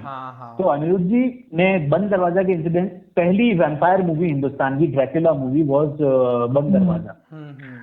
तो अनिरुद्ध जी ने उसमें लीड प्ले किया था भूत का। वो बने थे नेवला, उनके कैरेक्टर का नाम था। एज वी नो की काली शक्तियां दिखाई जाती है हिंदुस्तानी भूत की पिक्चरों में, तो काली शक्ति के पुजारी थे। तो एक दिन क्या हो गया, शूटिंग, क्योंकि सारी शूटिंग रात में हुई थी फिल्म की, मोस्टली शूटिंग। तो अनिरुद्ध जी क्या हुआ, एक दिन बहुत लेट हो गए। तो उन्होंने क्या किया कि मेकअप नहीं उतारा अपना, भूल गए। वो बोला यार मैं घर जाऊंगा, मैं थक गया हूँ, मतलब मुझे भूख भी लगी। वो घर का खाना खाते थे शूटिंग में। तो यार मैं अब पैकअप हुआ तो I want to go home. तो अच्छा वो हिल वाले एरिया में रहते थे अनिरुद्ध जी, तो उस टाइम क्या फॉग बहुत थी शूटिंग के टाइम में, नेचुरल फॉग थी जो चाहिए थी। तो वो अपने घर गए, उन्होंने बेल बजाया, मेकअप नहीं उतारा उन्होंने, और अनिरुद्ध जी ने बेल बजाया, उनकी वाइफ ने दरवाजा खोला। खोलते अनिरुद्ध जी ना अपनी वाइफ के सामने मुस्कुरा दिए। उनकी वाइफ को हार्ट अटैक आ गया। उनकी वाइफ मरते मरते बची क्योंकि उनकी आंखें थी लाल, ठीक है, बाहर हो रही थी फॉग, और अनिरुद्ध जी फुल मेकअप में, और वो हंसते भी ऐसे थे इस तरीके से। तो उनकी वाइफ को लिटरली हार्ट अटैक आ गया दैट टाइम। अनिरुद्ध जी उनको लेके हॉस्पिटल गए ना, तो हॉस्पिटल के लोग भाग गए। क्योंकि यार पिक्चर थोड़ी रिलीज हुई थी, लोगों को थोड़ी पता अपना खुद का विक्टिम लेके आ रहा है। हाँ मतलब लोगों को ये लगा कि ये कोई ऐसा कोई भूत भूत होएगा जो लाश लेके भाग रहा है, तो हॉस्पिटल से लोग भाग गए। अनिरुद्ध जी ने वहां के ACP वगैरह को कॉल किया, और मतलब वो इतने डर गए खुद कि वो मेकअप साफ ही नहीं कर पाए। ACP को मतलब वहां के पुलिस वालों को कॉल किया, पुलिस वाले आए वहां पे, तो वो भी डर गए, बंदूकें निकाल ली उन्होंने उनके सामने। तो मतलब इतना भयंकर ट्रेजेडी हो गई उनके साथ में। तो अनिरुद्ध बोल रहे थे कि यार मतलब मैं IITN बंदा, मेरे पता नहीं क्यों दिमाग में आई कि मुझे भूत के रोल करने चाहिए, नाम से इसने अप्रोच किया, मेरी तो ये हो गया यार। तो उसके बाद में उन्होंने मान लिया कि मैं कैरेक्टर करके जाऊंगा, मैं पूरा नहा के घर जाऊंगा चाहे रात के 3 बजे। दैट्स हाउ, मतलब बड़ी आप इंटरव्यूज पढ़े ना। ऐसी एक सीरीज और आती थी, इरफान खान ही करते थे, मानो या ना मानो, रियल लाइफ इंसिडेंट, काफी डरावनी थी यार, मानो इरफान खान रियलिस्टिक डरावना था वो। राइट। तो हॉरर मूवीज देखो यार, मैं तो रिकमेंड करता हूँ, देखो मस्त पैंट गीली होगी, मजा आएगा। और जतिन भैया अभी आप क्या देख रहे हो? मैंने अभी एक मूवी देखी थी, पुरानी मूवी शायद देखी होगी इसने, अंगूर करके है एक मूवी। हाँ, अरे मस्त है वो। मैं बहुत शौकीन हूँ यार पुरानी पिक्चरों का, बहुत ही अच्छी मूवी। उसके अलावा मैंने एक वो चलती का नाम गाड़ी देखी थी। वो तो और गाड़ी बहुत अच्छी है। चलती का नाम गाड़ी। किसी ने जोकर देखी है क्या राज कपूर साहब की? हाँ, मेरा नाम देखी है। हाँ, मेरा नाम जोकर, एक बार वापस देखो यार, मस्त पिक्चर है वो। है एक और एक्टर मैं रिकमेंड करता हूँ जिनकी फिल्में शायद आपने नहीं देखी होंगी, अपने यूसुफ खान साहब। अरे दिलीप कुमार जी, मैंने देखी। इनकी वो देख लो, राम और श्याम देख लो। अरे क्या एक्टिंग है, वन टेक एक्टर्स सारे। राजेश खन्ना की देख लो यार, कोई भी मूवी उठा के। हाँ, राजेश खन्ना साहब बहुत अच्छी सारी मूवीज थी उनकी, लड़कियां सब मरते थे उनके ऊपर। देवानंद साहब की पिक्चर देखो ना कोई, मैंने बहुत टाइम तक देवानंद साहब की कोई मूवी नहीं देखी थी, पर मेरे को जब सुनने में आया ना कि उनके ऊपर बैन लग गया था, वो ब्लैक कोट पहना करते थे। हाँ, ब्लैक। तो गवर्नमेंट ने वो कोट बैन कर दिया कि अगर आप ये पहन के बाहर निकले तो आपको जेल में डाल देंगे यार। ही वाज द एक्टर जिनके लिए लड़कियां पागल थी यार। तो मैंने उनकी मूवीज देखना शुरू किया। तो हरे दम मारो दम वाला जो गाना है ना, हाँ, हरे राम हरे कृष्णा, वो मूवी काफी। ज्वेल थीफ है, वो देखी। जोनी मेरा नाम करके, ये फिल्में जो है ना देवानंद साहब की, ये सारी हॉलीवुड बेस्ड फिल्में हैं, मतलब हॉलीवुड के लेवल का आपको एक्टिंग और सीन दिखाई देंगे उसमें। एक ऐसी पुरानी और है, मैं हमेशा सबको रिकमेंड करता हूँ, तो जाने भी दो यार। और अगर अभी इरफान खान का ट्रेंड है तो नेम से एक देखो आप, सलाम बॉम्बे, क्या मूवीज है ये। हाँ, सलाम बॉम्बे बहुत अच्छी मूवी थी। लाइफ इन अ मेट्रो देख लो। वैसे दो सजेशन देने थे, पर अपने शायद 20 या 30 तो दे दिए होंगे, एक हफ्ते का पूरा स्टॉक अपन ने दे दिया। पूरा कोटा हो गया भाई। और अगर एक दो मैं दूं तो एक फ्रेंच फिल्म मैंने अभी देखी थी, the portrait of a lady on fire, अच्छी मूवी है। ये मूवी पर मिल जाएगी, बहुत अच्छी मूवी है, अभी 2019 में रिलीज हुई थी। ये मैं देखता हूँ, ये किस पे है? ये मूवी इंडिया पे मिल जाएगी, अभी ज्यादातर प्लेटफॉर्म पे, प्राइम पे, नेटफ्लिक्स पे क्या कहीं? नहीं, नेटफ्लिक्स पर अभी नहीं है, पर मूवी इंडिया एक ओटीटी। एक चरस मैं आप लोग को देता हूँ, अगर कोई भी मूवी आपको कहीं नहीं मिल रही है और इंटरनेट का पैक अच्छा आपके पास, तो प्लीज डाउनलोड टेलीग्राम। है ना, टेलीग्राम पे सारी फिल्में HD प्रिंट में मिलती है यार, मतलब ये पायरेसी वाली बात है, प्लीज एडिट इट। मैं बोलने वाला था कि अपन पायरेटेड के लिए कुछ बोल रहे हैं। नहीं, डाउनलोड करना है, खाली नाम सर्च करो, क्लिक करो, बस क्लिक करो, डाउनलोड। अच्छे प्रिंट भैया, अच्छे प्रिंट भी शानदार। और एक और लास्ट जिसमें हम बुक सजेशन भी देते हैं, तो निखिल आप कोई बुक सजेस्ट करोगे लोगों को पढ़ने के लिए? ऋषि कपूर की बायोग्राफी, किसी ने नहीं पढ़ी है तो, अनसेंसर्ड, खुल्लम खुल्ला। Please do read this book guys. मतलब if you are very much fond of Bollywood, if you love your family, ये किताब पढ़ो यार, मस्ट रीड। मतलब मैं आउट ऑफ द बॉक्स वाली बात नहीं करता हूँ, कोई ऐसी फिलोसफी वाली किताब नहीं दूंगा कि ओ ये पढ़ो जाके ऐसा। मैं वही बात करूंगा जो मेरे को समझ आती है और जो मेरे को लगता है कि लोगों को अच्छा लगेगा पढ़ना। इसका हिंदी वर्जन भी अवेलेबल है, इंग्लिश वर्जन भी अवेलेबल है, बट आई रिकमेंड इंग्लिश वाला पढ़ो, क्योंकि अगर आपको अपनी इंग्लिश स्ट्रॉन्ग करनी है ना, कमाल की अंग्रेजी उसमें, ओहो, मेरे को भी डिक्शनरी लगी थी उसको पढ़ने में। मेरे को 7 दिन लगे भाई उस बुक को कंप्लीट करने में, 7 days, क्योंकि जो इंसिडेंट्स उसमें ऋषि कपूर ने बताया ना, मैंने यूट्यूब पे देखे जा जाए। अच्छा, मैंने देखे। अच्छा, एक गाना है बॉबी फिल्म का, मैं शायर तो नहीं, है ना, तो इस गाने में इतनी गजब ट्रेजेडी करी राज कपूर साहब ने, ऋषि कपूर के फादर ने ऋषि कपूर के साथ। ऋषि कपूर नए एक्टर थे, पहली फिल्म थी एज ए लीड एक्टर उनकी, इससे पहले मेरा नाम जोकर में थे वो, बट जब ऋषि कपूर के लिए राज कपूर साहब ने अपनी वाइफ कृष्णा जी से बात करी कि यार मैं ऋषि को बॉबी के लिए कास्ट करना चाह रहा हूँ लीड रोल के लिए, नहीं सॉरी मेरा नाम जोकर के लिए, मेरे छोटे वाले बचपन के रोल के लिए, तो ऋषि कपूर ने चुपके से बात सुन ली पीछे से, वो भाग के गए अपने कमरे में और भाई साहब बुक निकाल के उसमें साइन करने की प्रैक्टिस करने लगे, ऑटोग्राफ देने की। एक तो ये इंसिडेंट। फिर जब बॉबी शुरू हुई तो उनकी लाइफ का पहला गाना, ऋषि कपूर की लाइफ का पहला solo song filmed on him was मैं शायर तो नहीं। ठीक है, अब इसके लिए ऋषि कपूर साहब सज के आ गए और वहां जाके पूछ रहे हैं डांस मास्टर कहाँ है। पहले डांस मास्टर्स हुआ करते थे, कोरियोग्राफर टॉप हुए हैं। हाँ। तो क्रू ने बोला कि डांस मास्टर तो नहीं है। क्या बात, तो डांस मास्टर नहीं है तो फिर गाना कैसे होगा, कोरियोग्राफ कौन करेगा, कैसे वो करना है, क्या करना है।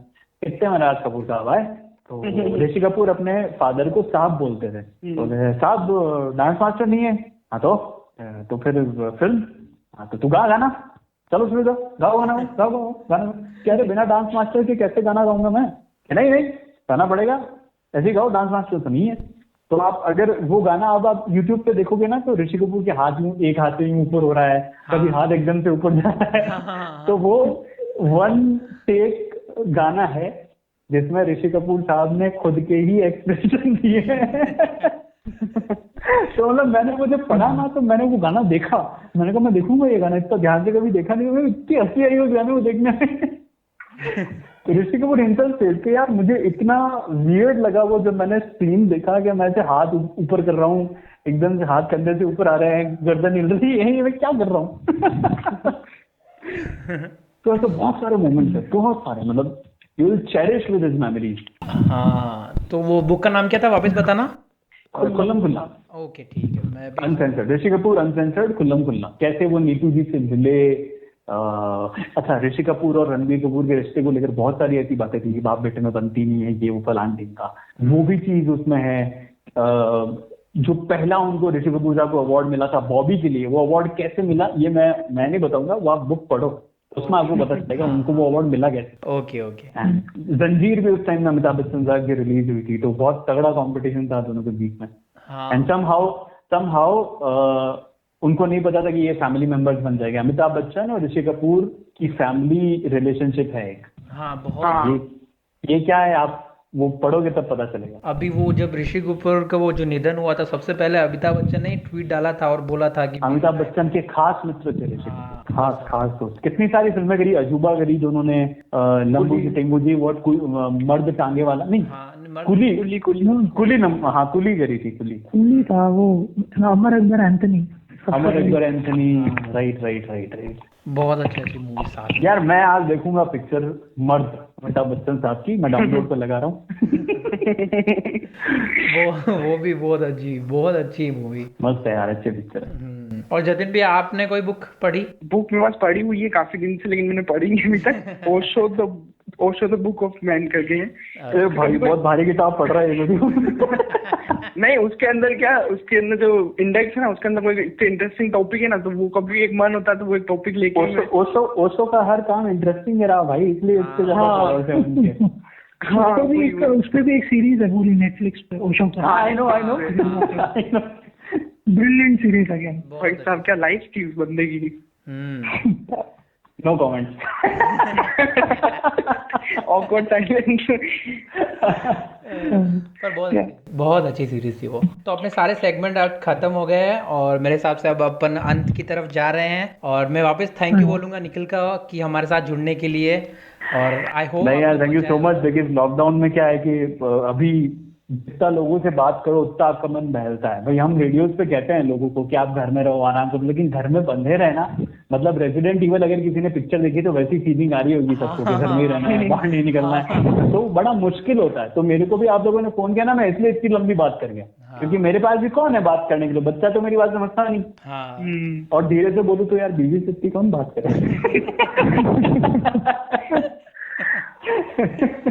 बहुत ज्यादा ये भी लाइन काटनी है क्या? हाँ काट देना। सच में हमें भी बहुत ज्यादा मजा आया आज। इतनी लंबी कॉल हमारी भी पहली बार हुई होगी इतनी, मतलब 2 घंटे। I am so sorry. नहीं सॉरी, नहीं हमको भी काफी मजा आया सुनने में, ऐसा नहीं कि बिल्कुल, काफी मजा आया हमको भी। बहुत इंटरेस्टिंग था एक्चुअली, बहुत नई चीजें सुनने में, मेरे को देखिए मेरे साथ क्या है ना कि मेरे Jatin is one of my good friend. Jatin से मेरी अच्छी बात होनी शुरू हो गई, तो इसने मेरे को बोला कि भाई ऐसा ऐसा कुछ है, तो मैंने कहा ठीक है। अब मैं यार, हम लोगों ने इंटरव्यू जैसी चीजें कभी रखी नहीं, हम लेते हैं लोगों के इंटरव्यू, हमने कभी दिए नहीं, हाँ है ना। और हम कम देते हैं, मतलब कभी अखबार में आया या टीवी में भी आया, बहुत सिंपल सा कि हाँ ठीक है हो गया। बाकी यूजुअली जब बात शुरू होती है तो फिर बात ऐसे ही होती है। पर आई होप आपको मजा आया होगा। बड़ा मजा आया है, बहुत मजा आया। लाइफ के इतने पुराने किस्से मैंने रिकॉल कर लिए, और क्या चाहिए। ओके सही है। हम भी नॉस्टैल्जिया में चले गए वापस 90s में। 90s। और स्कूल का प्रमोशन हो गया, स्कूल का एडमिशन में काफी फर्क आएगा। नहीं, मैंने प्रमोशन नहीं किया, नहीं मतलब अपना शेयर किया है वो। अब मैं भी मेरे बर्थडे पे पेड़ लगाऊंगा। बताओ यार, बहुत जरूरी है। तो अब वापस अलविदा कहने का समय आ चुका है सभी से। और मैं सबको बोलना चाहूँगा कि अगर आप ये स्पॉटिफाई पे सुन रहे हो तो वहाँ पर फॉलो बटन है वो दबाओ। अगर यूट्यूब पे सुन रहे हो तो सब्सक्राइब करो वो चैनल को। और अगर कहीं पे भी अलग जगह सुन रहे हो, वैसे हम सब जगह हैं, जहाँ पर भी सुन रहे हो हर जगह सब्सक्राइब करो, फॉलो करो, उसको शेयर करो। और ये है सब चीज़ अब आरजे निखिल हमारे लिए बोलेंगे। तो हाय गाइस, रेडियो सिटी से मैं हूँ आरजे निखिल, एंड लॉल गैज़न चैनल जो है बहुत ही अच्छा काम कर रहे हैं। स्पॉटिफाई पे, यूट्यूब पे, हर जगह अवेलेबल है। बहुत सारे ब्रिलियंट से पॉडकास्ट आप सुनते हैं, कई लोगों की एक्सपीरियंसेस आप इनके थ्रू जान पाते हैं। इनफैक्ट आपकी लाइफ में कहीं ना कहीं ये चीजें जरूर काम आएगी। बहुत अच्छा काम ये लड़के लोग कर रहे हैं, और ये स्क्रिप्ट इन्होंने मुझे दी नहीं है, मैंने अपने मन से बोला है। तो इनके चैनल को सब्सक्राइब करें, लाइक करें, फॉलो करें। Thank you RJ, thank you Ajay, thank you Jatin. मैं इस क्लिप को अब हर बार यूज करूंगा। Thank you Jatin. चलो लॉकडाउन के बाद फिर एक मीटिंग भी करते हैं अपन कुछ। अरे बिल्कुल बिल्कुल बिल्कुल, सब हो जाएगा। तो ऑफिस आना मस्त आराम से। ठीक है, Okay. चलो thank you. Okay, thank you everyone, thank you.